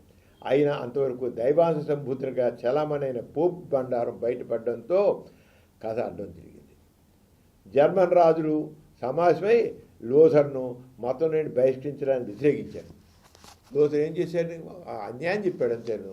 అంతే జర్మన్ రాజులు ఈయనకి అనుకూలం అయ్యారు. పోపు వేసిన అప్పుడు ఎవరైతే పోపుని వ్యతిరేకించి మార్టిన్ లూథర్కి అనుకూలంగా మారారో వాళ్ళందరూ ప్రొటెస్టెంట్లు అంట. ఇప్పుడు క్యాథలిక్ మరి క్రిస్టియానిటీలు ఇద్దరున్నారు, క్యాథలిక్స్ ప్రొటెస్టెంట్స్ అని. ఈ ప్రొటెస్టెంట్స్ అంతా ఎవరు, పోపును వ్యతిరేకించిన వాళ్ళు. దేని గురించి, పాప పరిహార పత్రాలని చేసిన వాళ్ళందరూ పోపు వ్యతిరేకమయ్యారు. వాళ్ళందరూ వాళ్ళ ప్రొటెస్టెంట్స్ అన్నారు. ఈ ప్రొటెక్షన్స్ అని పెళ్లి చేసుకుంటారు. ఇంకా అనేది అంటే మామూలుగా క్రిస్టియానిటీలు మామూలుగా ఉండేటువంటి దానికి వ్యతిరేకం. క్యాథలిక్స్ అనేవాళ్ళు వాళ్ళ ఆచారాలు సాంప్రదాయాల ప్రకారం ఉండాలి. కానీ అక్కడే వీళ్ళందరూ చెప్పే పెళ్లి చేసుకోకూడదు కానీ పిల్లలు కనొచ్చు. అలా జరిగింది అంతా. దాంతో క్రైస్తవ మతంలో పోపు ఏకచిత్తాధిపత్యం గండి కొట్టాడు మాట్లాడదు. లూథర్ బైబిల్ స్వయంగా జర్మన్ భాష కాదు, ఆయన ప్రింట్ చేసినా ఆయన క్రైస్తవ మతం వదిలిపెట్టలేదు. మతంలో ఉంటూ మతంలో దాన్ని చెడ్డని వెలికి తీశాడు. అంతే, మతంలో చెడ్డను పెంచాడు కానీ ఆ మతాన్ని నమ్ముతూనే ఉన్నాడు. ఒక క్రైస్తవ మతాన్ని నమ్ముతూ ఉన్నాడు కానీ చెడ్డను మాత్రం బయట తీసుకొచ్చాడు. అంతకుముందు మన దేశంలో మత గ్రంథాలు సంస్కృతంలో ఉన్నట్లే బైబిల్ ప్రజలకు అర్థం కాని లాటిన్ భాషలో ఉండేది. జర్మన్ భాషలో అప్పుడు దాన్ని మార్చి చేశాడు జర్మన్లోకి అతను. ఇంకా రోమన్ క్యాథలిక్ మతంలో కానీ ఉపవాసాలు, తీర్థయాత్రలు, దైవదూతలు పూజించడం దీని అనవసరం చెప్పాడు. ఇంకా అవన్నీ చేయడానికి ఏది అన్నాడు. ఈయనగా పెళ్లి చేసుకోవచ్చని చెప్పాడు. పోపు ఆయా దేశ ప్రభుత్వ మతాస్తులను ఇంకేం చేయాలంటే పోపుకి రాజుల మీద కానీ ప్రభుత్వాల మీద కానీ అధికారం ఉండడానికి వీల్లేదు. అక్కడున్న ప్రభుత్వాలే చేయాలి, అంతేగాని పోపు పత్రం పనికిరాదు అని చేశారన్నమాట. ఆ రంగం చేసి అంటే పోపు లూథర్కి సంబంధించిన రాజులతో 30 సంవత్సరాలు యూరోప్లో యుద్ధం చేశాడు. జరిగింది యుద్ధం చాలా జరిగింది. పోపుకి మార్టిన్ లూథర్కి మధ్య చాలా వచ్చిన దాంతో పోయి రక్తం ఏరులైపోయింది. చివరికి రాజు ఏ మతం వాడైతే ప్రజలు కూడా ఆ మతం వారు కావాలని చివరి సంధి కుదుర్చుకున్నారు. అది ఈ రంగా అన్ని జనాన్ని గొర్రెలుగా మాత్రం భావించొద్దు. పోపు ఆడిన ఆట పాడిన పాట కాదు, జనం గొర్రెలు కాదని మార్టిన్ లూథర్ మతం మనిషి గొర్రెలుగా ఉంచుతుందని ఈ రంగా మార్టిన్ లూథర్ ఎంతో ఇదిగా మతం పేర మానవ హోమం లూథర్ అనంతరం కూడా కొనసాగింది. లూథర్ క్రైస్తవ ఒక మహా విప్లవానికి కారకుడయ్యాడు. పాత పూజలను తరిమేసి కొత్త వారు తెచ్చారు. పోపు ఆధిపత్యం అంతరించి జాతీయ ప్రభుత్వం సహకారం ప్రొటెస్టెంట్ మతానికి లభించింది. ఈ విధంగా మతంలో వచ్చిన విప్లవం రాను ప్రజాస్వామ్య చైతన్యం పెంచడానికి, మతమోర్జీలు బయటపడడానికి సెక్యులర్ పంథాలు యూరప్ మార్పు ఏర్పడింది. అంటే పోపు మార్టిన్ లూథర్ చేసిన పని వల్ల మతాధిపత్యానికి గడ్డిపడింది. చివరికి అందుకనే ఎక్కువగా ఫ్రాన్స్లో కానీ అక్కడ కానీ ఫ్రెంచ్ విప్లవం వచ్చింది కదా. ఇదంతా కూడా ఈ రంగా ఇప్పుడు ఇది మార్టిన్ లూథర్ యొక్క ప్రభావంతో నిదానంగా మతాధిపత్యం తగ్గింది. ప్రజాస్వామ్యానికి చివరి సెక్యులరిజానికి మార్గం ఏర్పడింది. ఎథీస్ట్ బులెటిన్లో చిన్న విరామం. నాస్తిక కేంద్రం ప్రారంభించి 85 సంవత్సరాలు అయిన సందర్భంలో 12వ ప్రపంచ నాస్తిక మహాసభలు 2025 జనవరి 4-5 తేదీలలో విజయవాడ నాస్తిక కేంద్రంలో positive atheism, critical thinking and secular reform అంశం మీద నిర్వహించబడును. Registration fee 800 rupees. వసతి అవకాశాన్ని బట్టి ప్రతినిధులు ఏర్పాటు చేసుకొనగలరు. మహాసభలలో పాల్గొనదలుచువారు ఆన్లైన్లో రిజిస్ట్రేషన్ చేసుకోగలరు. స్పాట్ రిజిస్ట్రేషన్ అవకాశం కూడా కలదు. ఆన్లైన్లో రిజిస్టర్ చేసుకున్నవారు మహాసభల రిసెప్షన్ కౌంటర్ వద్ద తమ రిజిస్ట్రేషన్ను ధృవీకరించుకొనగలరు. ముఖ్య గమనిక: ప్రతినిధులు తమ ప్రయాణ వివరాలను రిజిస్ట్రేషన్ సమయంలో తప్పనిసరిగా తెలియజేయగలరు. మరిన్ని వివరాల కోసం ఈ క్రింది నంబర్లను సంప్రదించగలరు. జి నియంత 9490754655, శ్రీమతి రష్మి 9849081733, హరిసుబ్రహ్మణ్యం 9390577119, డాక్టర్ మారు 9848012127.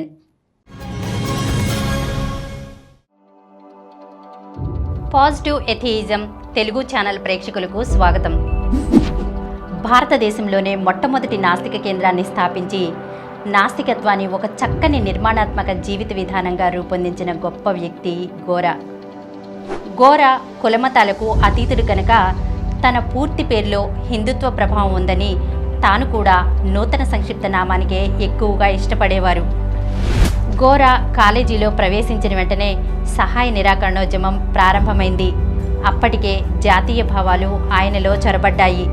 తోటి ఉపాధ్యాయ వర్గంలో మంచి మిత్రుడు అని, విద్యార్థుల్లో సమర్థుడైన ఉపాధ్యాయుడు అని పేరు పొందారు. కాకినాడ కాలేజీలో విద్యార్థిగా ఉన్నప్పుడు గోరాగాన్ని ఎక్కువగా ప్రభావితం చేసిన వారు జీవశాస్త్ర ఆచార్యులు శ్రీ ఆర్వి శేషయ్య గారు. గోరా మధురలో ఒక విచిత్రమైన పని చేశారు. తన విషయమైన జీవశాస్త్రంలో సెలక్షన్ పరీక్ష రాసిన అందరినీ పాస్ చేశారు. అంటే అందరికీ పబ్లిక్ పరీక్షలో కూర్చునే అర్హత కల్పించారు. అధ్యాపకునిగా, తత్వవేత్తగా, సంఘ సంస్కర్తగా, విప్లవకారునిగా ఆయనకు ఆయనే సాటి.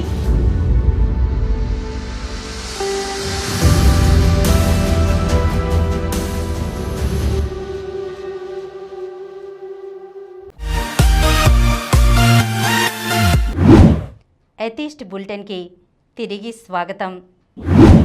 డాక్టర్ గారు, జ్యోతిష్యం కూడా విజ్ఞాన శాస్త్రమని, దీనిని కోర్సుగా ప్రవేశపెట్టాలని కొందరు అంటున్నారు కదా, దీనిపై మీ కామెంట్ ఏమిటి? సైన్సు అన్న శాస్త్రం కూడా సైన్స్ కింద తీసుకోవాలి. మనం చెప్పాలంటే ఒకటి అది ప్రూవ్ అయ్యేది అని అర్థం, నిర్ధారణ అయ్యేదాన్ని మనం ఎప్పుడైనా సైన్స్ అంటాం. ఎందుకు, ఏమిటి, ఎలా అని దాన్ని నిర్ధారణ చేయాలంటే అది ఇలా అంటే ఇవాళ ఏదో ఆర్కిమిడిస్ ప్రిన్సిపల్ తీసుకుందాం, లేదా ఇంకో ప్రిన్సిపల్ తీసుకుందాం, అది ఇండియాలో టెస్ట్ చేసినా అమెరికాలో చేసినా ఎక్కడ ఒకటే రిజల్ట్ వస్తుంది, అంతే కదా. సైన్స్ అనేది ఎన్నిసార్లు చేసినా దాదాపు రిజల్ట్ ఒకటే వస్తుంది. ఎక్సెప్షన్స్ వేరుగా ఉంటాయి, వేరే కొద్ది ఎక్సెప్షన్ ఎవరి లా ఎక్సెప్షన్స్ అని అంటాం. సైన్స్లో కూడా ప్రతి ప్రిన్సిపల్ ఉంటుంది, అది వేరే. అది ఎక్సెప్షన్స్ తెలుసు మనకి ఎక్కడ ఏదనేది. కానీ సాధారణంగా ప్రతి ఒక్కటి మాత్రం ఒకటే రకమైన రిజల్ట్ వస్తుంది. ఎన్నిసార్లు చేసినా సరే, 1,00,000 సార్లు చేసినా అదే రిజల్ట్ వస్తుంది. అంచేత సైన్స్ అంటే అది.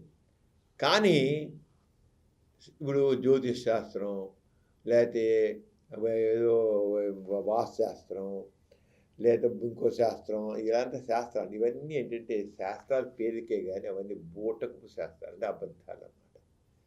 సూడో సైన్స్ అంటాం. సైన్స్ లాగా ఉంటాయి కానీ సైన్స్ మాత్రం కాదు. దాంట్లో పదాలు అన్నీ కూడా సైన్స్ లాగా, సైన్స్ పదాలు ఉపయోగిస్తారు. అది జనాల్ని దగా చేయడం. అలాగే జ్యోతిష శాస్త్రము అనేది కూడా అసలు పేరుకి సైన్స్ అని అంటారు కానీ సైన్స్ కాదు. అది కేవలం సూడో సైన్స్ లాగా అనిపించేటువంటి ఒక అజ్ఞానమైన అది సైన్స్. అది అశాస్త్రీయమైన సైన్స్. అశాస్త్రీయ సైన్స్ కాదు కదా, సైన్స్ లాగా. దాని అందుకని ఏమంటారు, సూడో సైన్స్ అంటారు. సైన్స్ కాని దాన్ని సైన్స్ కాదు, కానీ సైన్స్ లాగా అనిపిస్తున్నాడు. అంచేత నువ్వు అన్నట్లయితే జ్యోతిషం సైన్స్ కాదని ముందు తెలుసుకోండి. ఎందుకు కాదో చెప్తాను నీకు, ఎలా కాదో కూడా చెప్తాను. జ్యోతిష్ గురించి కొన్ని వివరాలు తెలుసుకున్నాం. జ్యోతిషం సైన్స్ కాదా, మరి దాంట్లో ఈ నక్షత్రాల గురించి చెబుతారు, గ్రహాల గురించి చెబుతారు, నక్షత్ర కూటమి చెబుతారు. మీరేంటి కాదంటారు? అసలు అన్నీ మీరు ఏం చెప్తారో అన్నీ దాంట్లో గ్రహాల పేర్లు ఉన్నాయి, అన్నీ ఉన్నాయి కదా, మరి మీరు ఎందుకు కాదంటారని మామూలుగా అందరూ వేసే ప్రశ్నే. ఎందుకు కాదో తెలుసుకున్నాం. జ్యోతిషం సైన్స్ కాదు, ముందు ఫస్ట్ మనం తెలుసుకోవచ్చు ఎందుకు కాదు చూసాం. సైన్స్ ముసుగు కప్పుకున్న సూడో సైన్స్ అంటాం. సైన్స్ ముసుగు కప్పుకుందంటే అబద్ధాల పుట్ట, అంత అబద్ధాలు అంటుంది. జ్యోతిషంలో శాస్త్రీయ సిద్ధాంతం ఉన్నట్లుగా కనబడుతుంది కానీ అదంతా తప్పులు తడక. ఇదేంటంటే జ్యోతిషం అంతా గ్రహాలు రాసుల మీద ఆధారపడి ఉంటుంది. గ్రహాల గురించి చెప్తాడు, రాసులు చెప్తాడు, అది ఉంటుంది. జ్యోతిష్ ప్రకారం 9 గ్రహాలు ఉన్నాయమ్మా. 9 గ్రహాలు, నవగ్రహాలు అంటాం కదా. దాంట్లో ఏంటి, రవి ఏంటి, నేను ప్రశ్న సరే, సూర్యుడు ఏంటి, గ్రహమా కాదు, నక్షత్రం కదా. కానీ జ్యోతిష్ శాస్త్రం ప్రకారం ఏంటైంది, రవి సూర్యుడు ఒక గ్రహము. ఫస్టే మొక్క వరబడిందా. రవి, దాంట్లో నవగ్రహాలు ఏంటి, రవి ఒకటి, సూర్యుడు, చంద్రుడు గ్రహం, ఉపగ్రహం, భూమికి ఉపగ్రహం. 2కు తప్పేనా, మొదలడే తప్పుడైపోయింది. ఇక మూడోది కుజుడు, నాలుగోది బుధుడు, ఐదోది గురుడు, ఆరోది శుక్రుడు, ఏడోది శని, ఎనిమిదోది రాహు, 9 కేతు. నువ్వు సైన్స్ చదివావు కదా, రాహు కేతుడు అంటే ఎక్కడైనా వచ్చాయి అసలు లేవు, కానీ లేనివి రాహు కేతులు పెట్టాడు. అంచేత గ్రహాలుగా పేర్కొన్న దాంట్లో ఎలా ఎన్ని తప్పులే చూడు. జ్యోతిశాస్త్ర ప్రకారంగా సూర్యుడిని ఒక గ్రహంగా పేర్కొన్నారు, కానీ సూర్యుడు గ్రహం కాదు కదా, సూర్యుడు గ్రహం కాదు, అదొక నక్షత్రం. చంద్రుని గ్రహంగా పేర్కొన్నారు, అది గ్రహం కాదు కదా, చంద్రుడు గ్రహం కాదు, ఉపగ్రహం. దేనికి ఉపగ్రహం? భూమికి ఉపగ్రహం. రాహు కేతులు అసలు లేనే లేవు, కానీ వాడు గ్రహాలు ఎక్కడ రాహు కేతులు లేనే లేవు.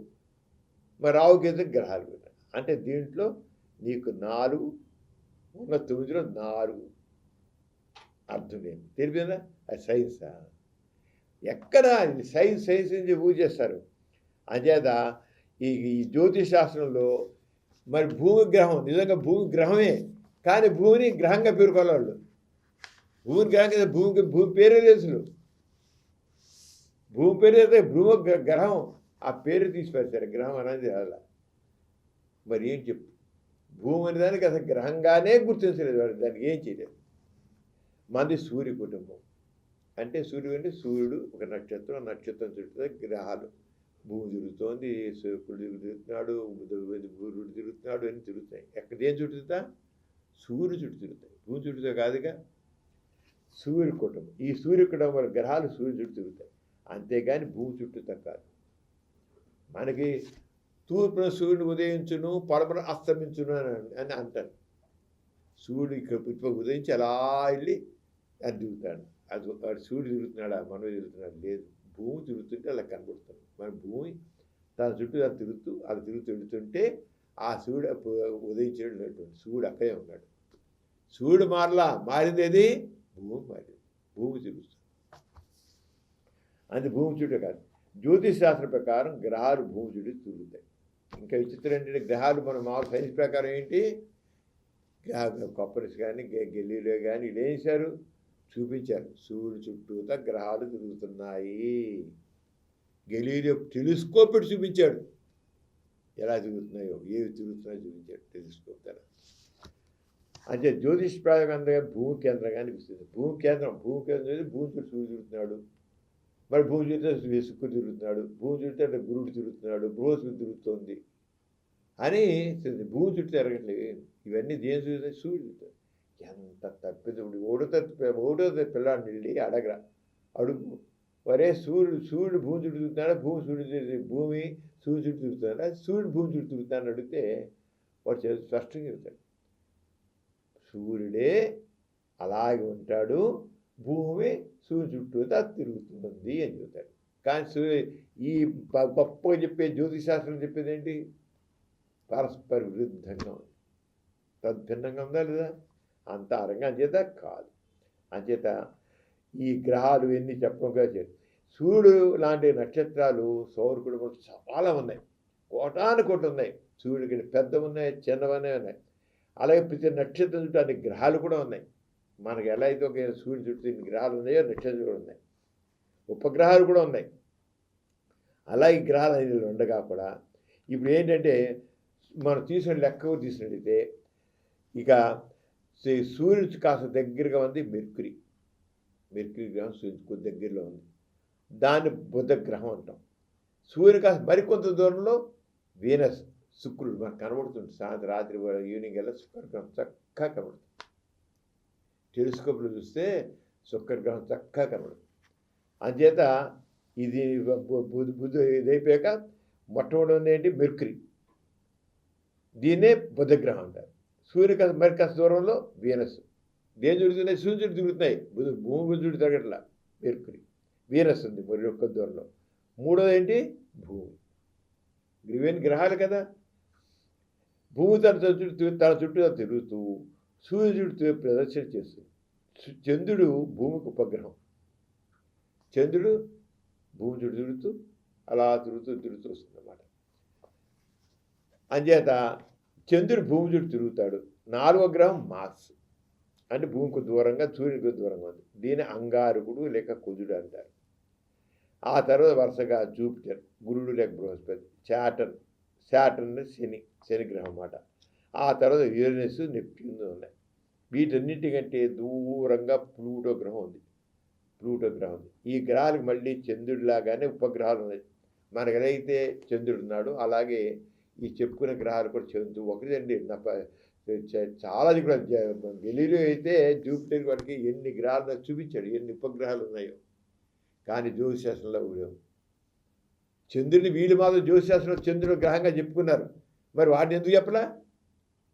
వాటిని ఏం చేశారు? మరి తక్కిన గ్రహాలు కూడా ఉన్నారుగా, చంద్రుడు ఉన్నారుగా, అవి వాటి కూడా గ్రహాలుగా పేర్కొనవచ్చుగా. ఈ నవగ్రహాలు ఏంటి వాటి చెప్పాలి కదా. వాటి కూడా చంద్రుడిని ఎప్పుడైతే గ్రహంగా చెప్పావో నువ్వు, తక్కిన గ్రహాలు ఎందుకు చెప్పలే? తక్కిన గ్రహాలు కూడా ఉన్నాయి కదా, వాడు చెప్పాలి మరి. అంచేత సూర్యుడు బుధగ్రహం, శుక్రగ్రహం, మిగతా గ్రహాలు ఉపగ్రహాలు ఉన్నాయి. లేనివేంటి? బుధగ్రహానికి శుక్రగ్రహానికే లేవు ఉపగ్రహం, రెండింటికి ఉన్నాయి ఉపగ్రహాలు ఉన్నాయి. ఇవి కానీ జ్యోతిశాస్త్రంలో గ్రహాలుగా పేర్కొన్న రాహు, కేతువులు అసలు లేనే లేవు. అంటే మరి ఇప్పుడు అలాగే యురేనస్, నెప్ట్యూన్ ప్రస్తావనే లేదు. మన దీంట్లో గ్రహాల్లో యురేనస్, నెప్ట్యూన్ ఉన్నాయి కదా, వాటి గురించి చెప్పనే లేదు. మరి ఇంకేం జ్యోతిశాస్త్రం? సైన్సా? చెప్పు. ఎలా సైన్సు? వీళ్ళందరూ సైన్స్ అని మాట్లాడతారు ఈ ఆస్తికులు. ఈ జ్యోతిష్ శాస్త్రం దాని ప్రకారంగానే పెళ్ళిళ్ళు, మంచితనం, చెడ్డతనం, ఈ చెదారం అంతా చెప్తున్నారు కదా. ఇది సైన్సా? శనికాలం, రాహుకాలం, అసలు రాహు లేదు. రాహుకాలం ఏంటి అసలు? రాహువేకి లేదు, రాహువు కేతువులు లేవు. రాహు లేనిప్పుడు రాహుకాలం ఏంటి? మరి రోజు రాహుకాలం ఇది మంచిది కాదు, చెడు అని చెప్పుకుంటారు. ఈ రాహుకాలం ఏంటి అసలు? బుద్ధి ఉందా? బుర్ర ఉందా? జ్ఞానం ఉందా? వీళ్ళకి అంత మాట అనాల్సి వస్తుంది. దీని సైన్స్ అంటారా? జనాల్ని పిచ్చోడు చేసింది. ఇది ఏంటి సైన్స్? ఎప్పుడో అనుకోవచ్చు. ఇంత సైన్స్ డెవలప్ అయ్యాక కూడా ఈరోజు కూడా ఎందుకు నమ్ముతున్నారు అంటే, మతం అనేది మనిషిని ఆలోచన కూడా చేస్తుంది. కార్ల్ మార్క్స్ అన్నాడు, మతం మత్తు మందు. మరి హిందూ మత ప్రకారంగా ఈ జ్యోతిశాస్త్రం వచ్చింది కదా, హిందూ మత ప్రకారంగా జ్యోతిశాస్త్రం పెట్టారు. అదే జ్యోతిశాస్త్రం చెప్పి చెత్త అంత మతం చెప్పింది కనుక నమ్ము గుడ్డిగా. ఒక గాడిద తీసుకొచ్చి గుర్రం అంటే నమ్మాల్సిందే. అది గాడిదరా, అది గుర్రం కాదురా అని చెప్పినా సరే నమ్మరు. ఎందుకని? మతం చెప్పింది. అది మతం, అదే జ్యోతిషం. హిందూ మతంలో చెప్పారు కనుక నమ్మాల్సిందే. ఈ మతం చెప్పి ఏ మతం హిందూ మతం ఏ మతం చెప్పినా సరే మతం చెప్పారు అన్నమాట. సత్యమా సత్యం కాదా నిర్ధారణ చేసి మతం. మూఢత్వానికి, మూర్ఖత్వానికి, అజ్ఞానానికి ప్రతీక అవన్నీ. జ్యోతిశాస్త్రం ఒక గ్రహంగా పేర్కొన్న సూర్యుడు గ్రహం కాదు, ఒక నక్షత్రం మాత్రమే. అలాగే చంద్రుడు గ్రహం కాదు, ఉపగ్రహం. ఈ విధంగా ఈ జ్యోతిశాస్త్రం గ్రహాల స్థానాలను కూడా తలకిందులు చేసిందమ్మా. ఇంకా చూడు మా లేనివే తీసిపెట్టారు. ఇంకా అసలు తెలివితేటలు చేస్తున్నాయో. సూర్యుని తర్వాత మొదటి వలయంలో బుధగ్రహం ఉంటుందని ఖగోళ శాస్త్రం తేల్చి చెప్పినప్పటికీ సూర్యుని వలయంలో బుధగ్రహం ఉంటుంది, మొదటి వలయంలో బుధగ్రహం ఉంటుంది. కానీ జ్యోతిశాస్త్రం ప్రకారం బుధగ్రహాన్ని తీసుకెళ్ళి కుజగ్రహాన్ని స్థానం తెచ్చింది. ఆ రకంగా దాని స్థానం సూర్యుడి పక్కన బుధగ్రహాన్ని తీసుకెళ్ళి కుజగ్రహం పెట్టి అక్కడేం తీసుకొచ్చి ఇక్కడ పెట్టింది. ఆ గ్రహాన్ని ఇక్కడ పెట్టి ఇది వేసింది. అది సైన్సా? ఇదేమి చదరంలో జరపడాలా? అసలు ఏంటి అసలు? అంచేత ఈ రకంగా గ్రహాల స్థానం తారుమారు చేయడమే కాకుండా గ్రహాలు కాని సూర్యచంద్రుని గ్రహాల యొక్క లెక్క కట్టడం జ్యోతిష్ శాస్త్రం ఎంత అశాస్త్రమైందో సైంటిఫిక్గా అర్థమవుతుంది. అంచేత జ్యోతిశాస్త్ర ప్రకారంగా రాసులు 12 అమ్మక. ఈ గ్రహాల గురించి చూసుకున్నాక ఇంత బుర్రలేని జ్యోతిశాస్త్రాన్ని నమ్మేవాళ్ళు కనీసం బుద్ధి, జ్ఞానం, ఆలోచన, వివేకం ఉంటే సైన్స్ అనకండి దాన్ని. కల్పన నమ్ముతున్నాము. మేము మూర్ఖులమి, మూఢుమి, అజ్ఞానమే. అంచేత ఈ కట్టుకథలు నమ్ముతామని చెప్పుకోండి, బుద్ధి లేకుండా. అలా చెప్పండి, అశాస్త్రమైన విషయాలు నమ్ముతుంటే. అంతేగాని సైన్స్ అని మాట్లాడతారు ఎందుకు? సైన్స్ అశాస్త్రం విషయాన్ని సైన్స్ నమ్మి మాట్లాడడమా?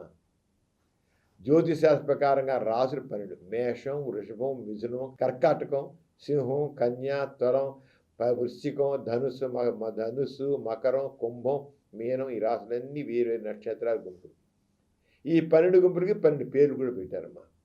సూర్యుడు తాను పైనుసు ఒక్కొక్క నెలలో పై రాసులు ఒక్కొక్క దానిలో ఉంటాడట. సూర్యుని అలాగే రాసులో పోడు తిరుగుతుంటే మనకు అలా కనిపిస్తుంది.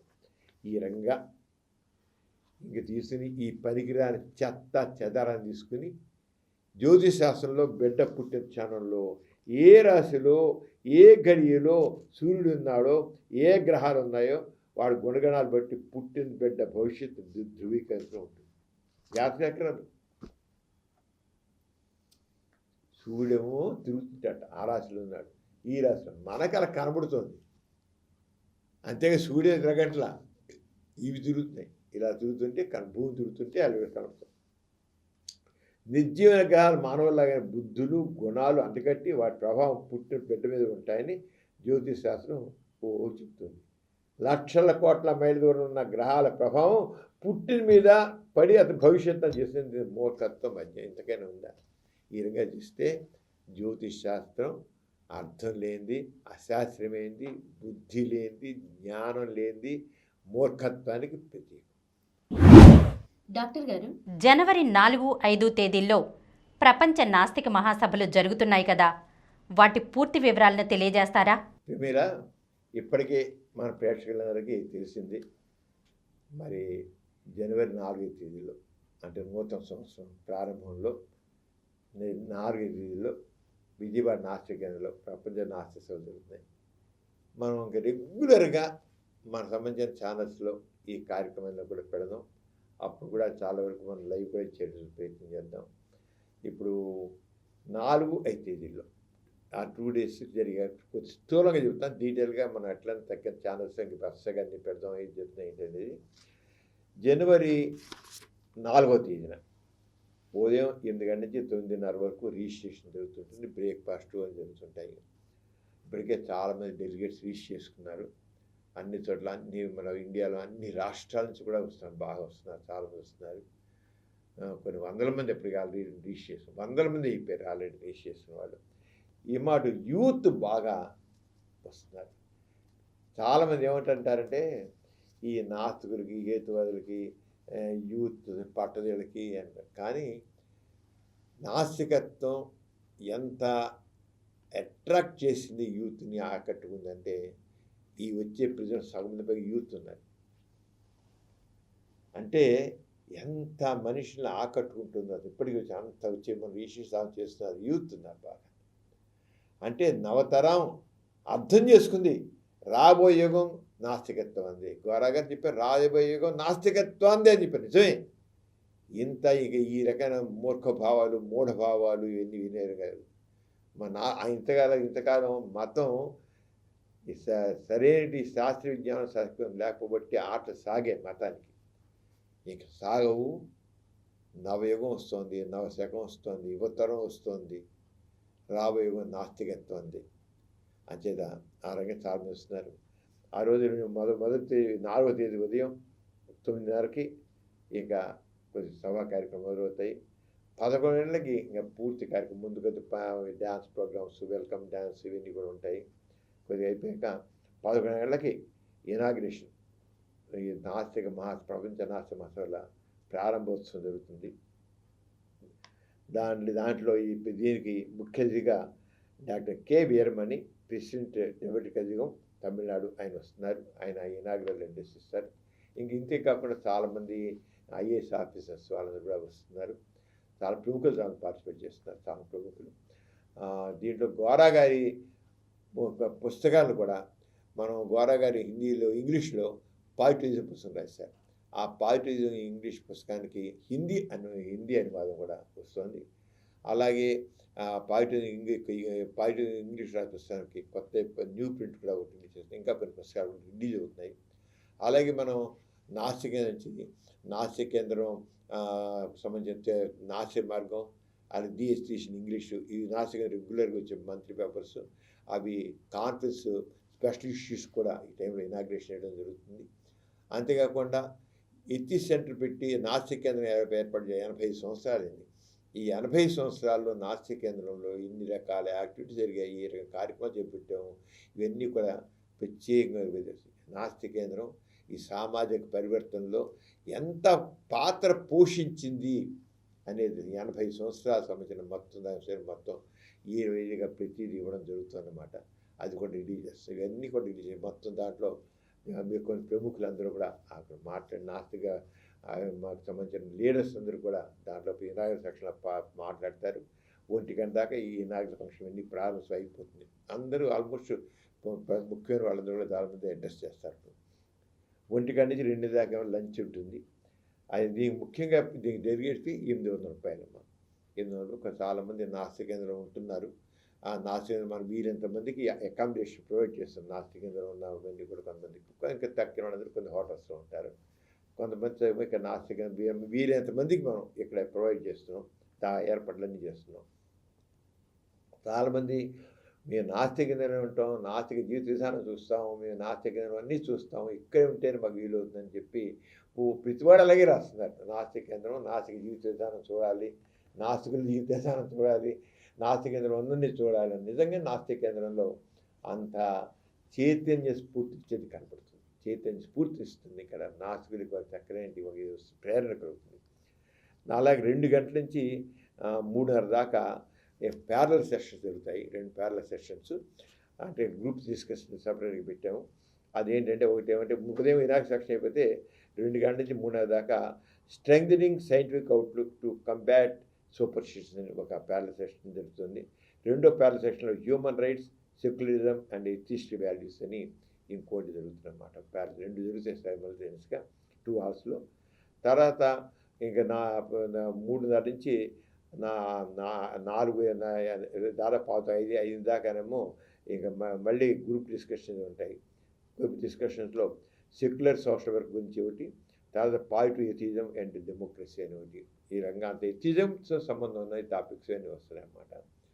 అయిపోయాక సాయంత్రం 7 గంటల నుంచి కల్చరల్ ప్రోగ్రామ్స్. దాని ముఖ్యంగా నరేంద్ర నాయక్ తన వివరణాత్మక ప్రసంగంలో మూఢనమ్మకాలు ముఖ్యంగా బాబాలు చేసే గారిడీలు ఎలా చేస్తున్నారు ఏమిటి వివరిస్తూ ఆయన చేస్తారు. మ్యాజిక్ షో లాంటి మ్యాజిక్ కాకుండా వివరణాత్మకంగా దానికి ఎందుకు ఎలా చేస్తారు, బాబాలు ఎలా మోసాలు చేస్తున్నారు ఏమిటి చెప్పి నరేంద్ర నాయక్ తర్వాత డిన్నర్ ఉంటుంది.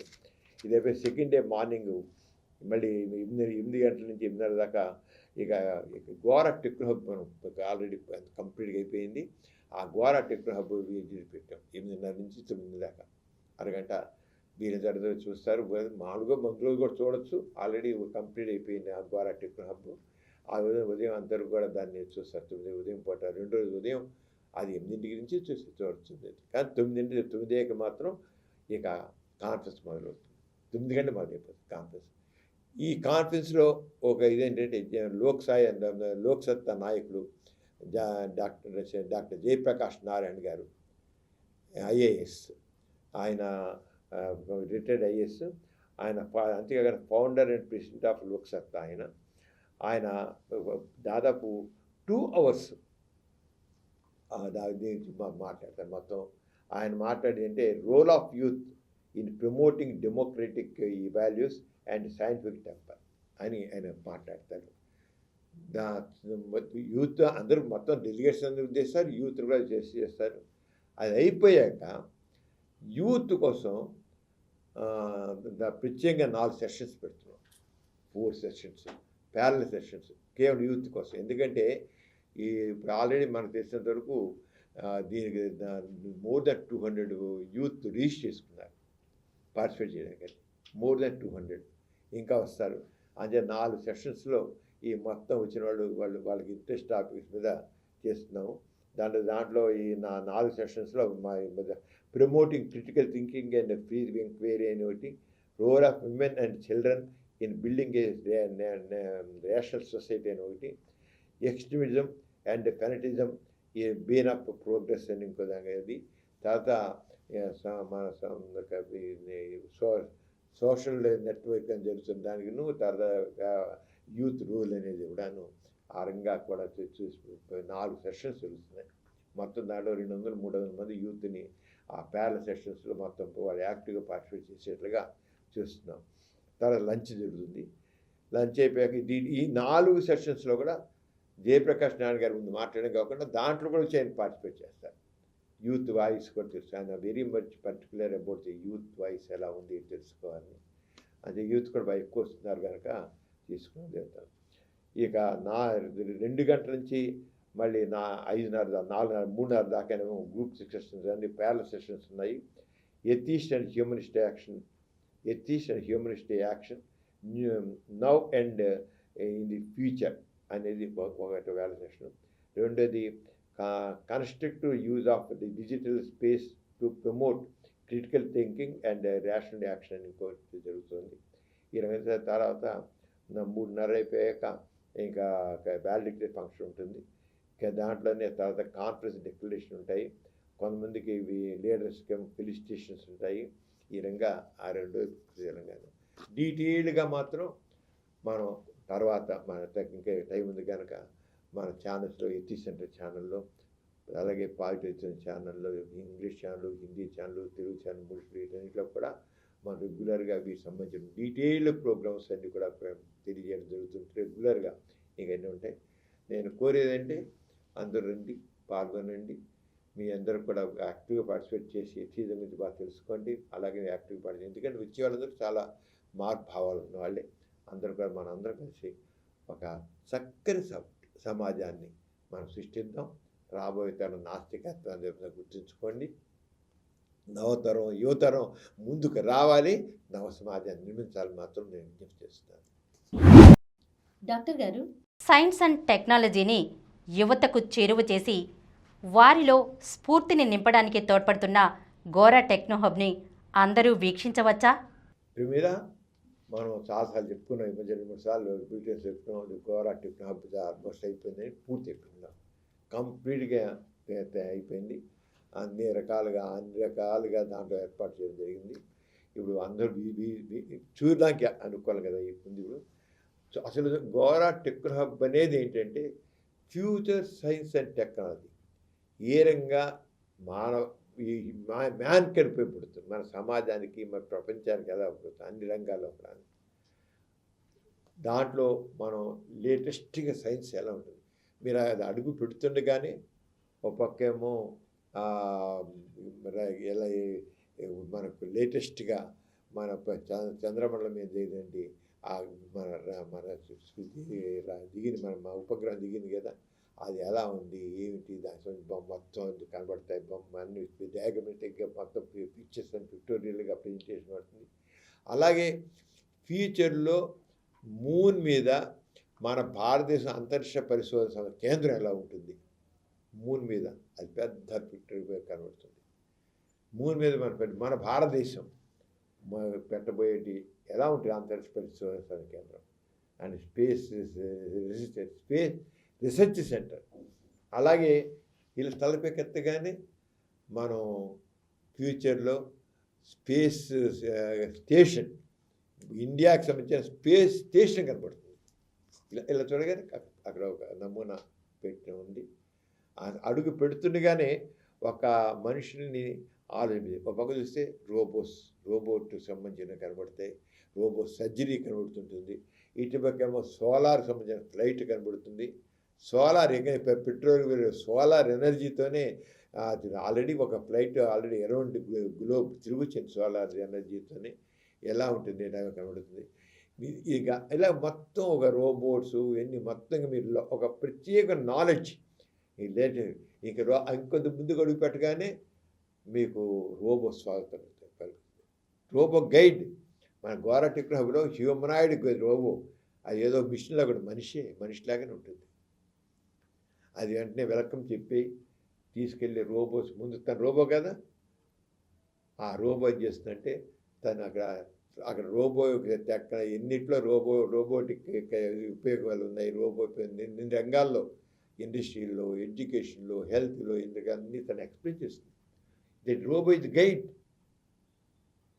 అలాగే ఇంకా ముందుకెళ్ళి వెళ్ళిపోయి ఇంకా క్వాంటమ్ కంప్యూటర్ గురించి, జెనెటిక్ ఇంజనీరింగ్ గురించి ఇంకా రోబో తీసుకెళ్ళి మీరు అలా తిప్పి చూపిస్తుంది.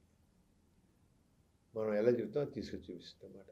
ఆ రకంగా మొత్తం స్పెండ్ చేసే దాంట్లో రకరకాలుగా జెనెటిక్ ఇంజనీరింగ్ చెప్పండి, లేదా నానో టెక్నాలజీ చెప్పండి, ఇలా మొత్తం ఎన్ని రకాలుగా ఉండాలో డ్రోన్స్ గురించి కానివ్వండి, స్పేస్ గురించి కానివ్వండి, అలాగే 2300కి ఎలా ఉంటుంది సైన్స్ టెక్నాలజీ ఉంటుంది, ఎలా ఉంటుంది, అవన్నీ రకరకాల. అంతే తర్వాత దాంట్లో మాత్రం ఒక మెసేజ్ మాత్రం ఉంటుంది ఖచ్చితంగా. ఎన్ని రకాల వండర్స్ చెప్తూ అక్కడ మనం రాకెట్ లాంచింగ్ కనబడుతుంటుంది. ఆర్యభట్ట మన ఫస్ట్ మన భారతదేశం పంపించినటువంటి ఉపగ్రహం ఆర్యభట్ట ఆ పెద్ద ఇది ఉంటుంది. తర్వాత ఏమో రాకెట్ ఎలా లాంచ్ చేస్తే ఎలా స్పేస్లో వేసి పెడతామని కనబడుతుంది. వర్కింగ్ వరల్డే కనబడుతుంది. ఆ తర్వాత డ్రోన్ కనబడుతుంది. ఆ తర్వాత ఈ రకంగా చాలా వర్కింగ్ మోడల్స్ చాలా కనబడుతుంటాయి.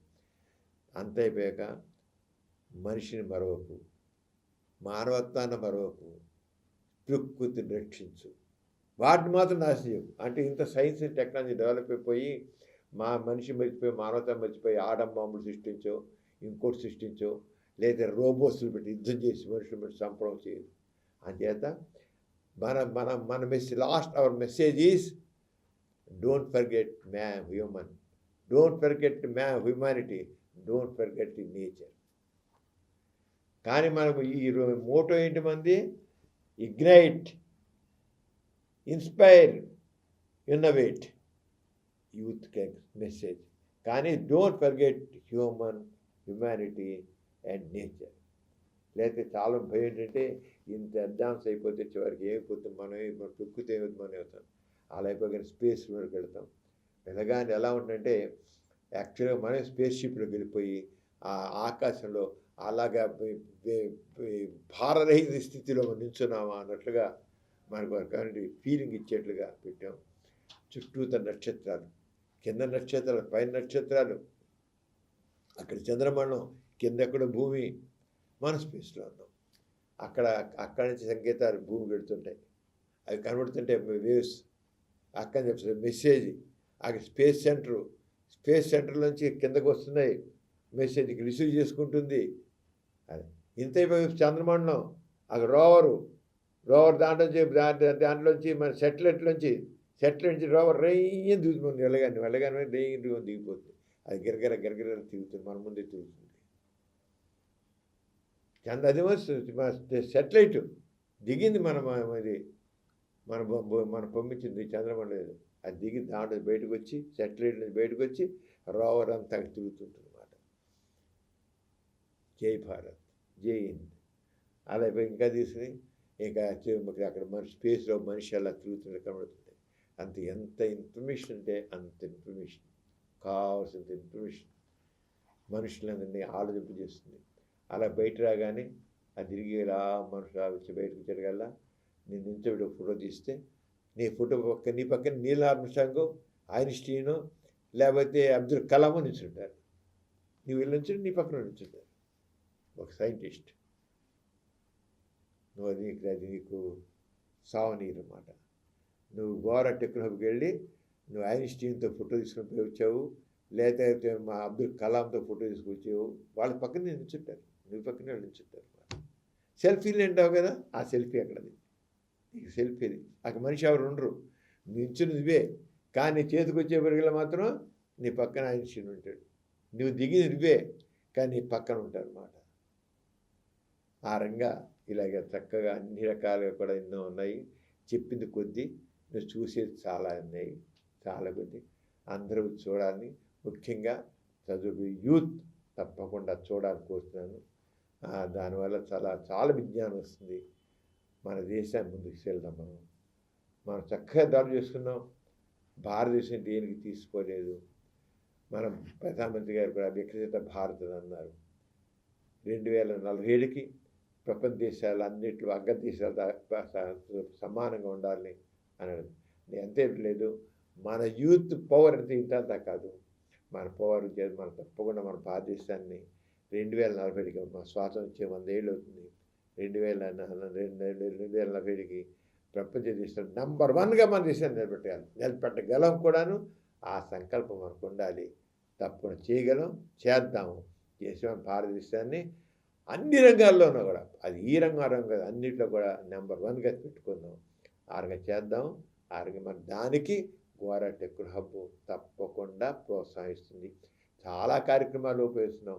అంచేత మనం మనం మన మనం అందరం డెవలప్ అవుతాం, మన దేశాన్ని డెవలప్ చేద్దాం. మానవులంతా ఒక్కటే చాటుదాం. మానవత్వం, మానవత్వం, ఈ నేచర్ని చక్కగా కాపాడుకుందాం. అది చేద్దాం. ఇది గోరా టెక్ హబ్. ఇది ఆ రకంగా ప్రతి ఒక్కరికి చేరుకుంటున్నాను. మరి ప్రమిళ గారు చాలా విషయాలు చెప్పుకున్నాం. మన సమరం ఛానల్స్ దాని ద్వారా ఎన్నో విషయాలు చెప్తున్నాం.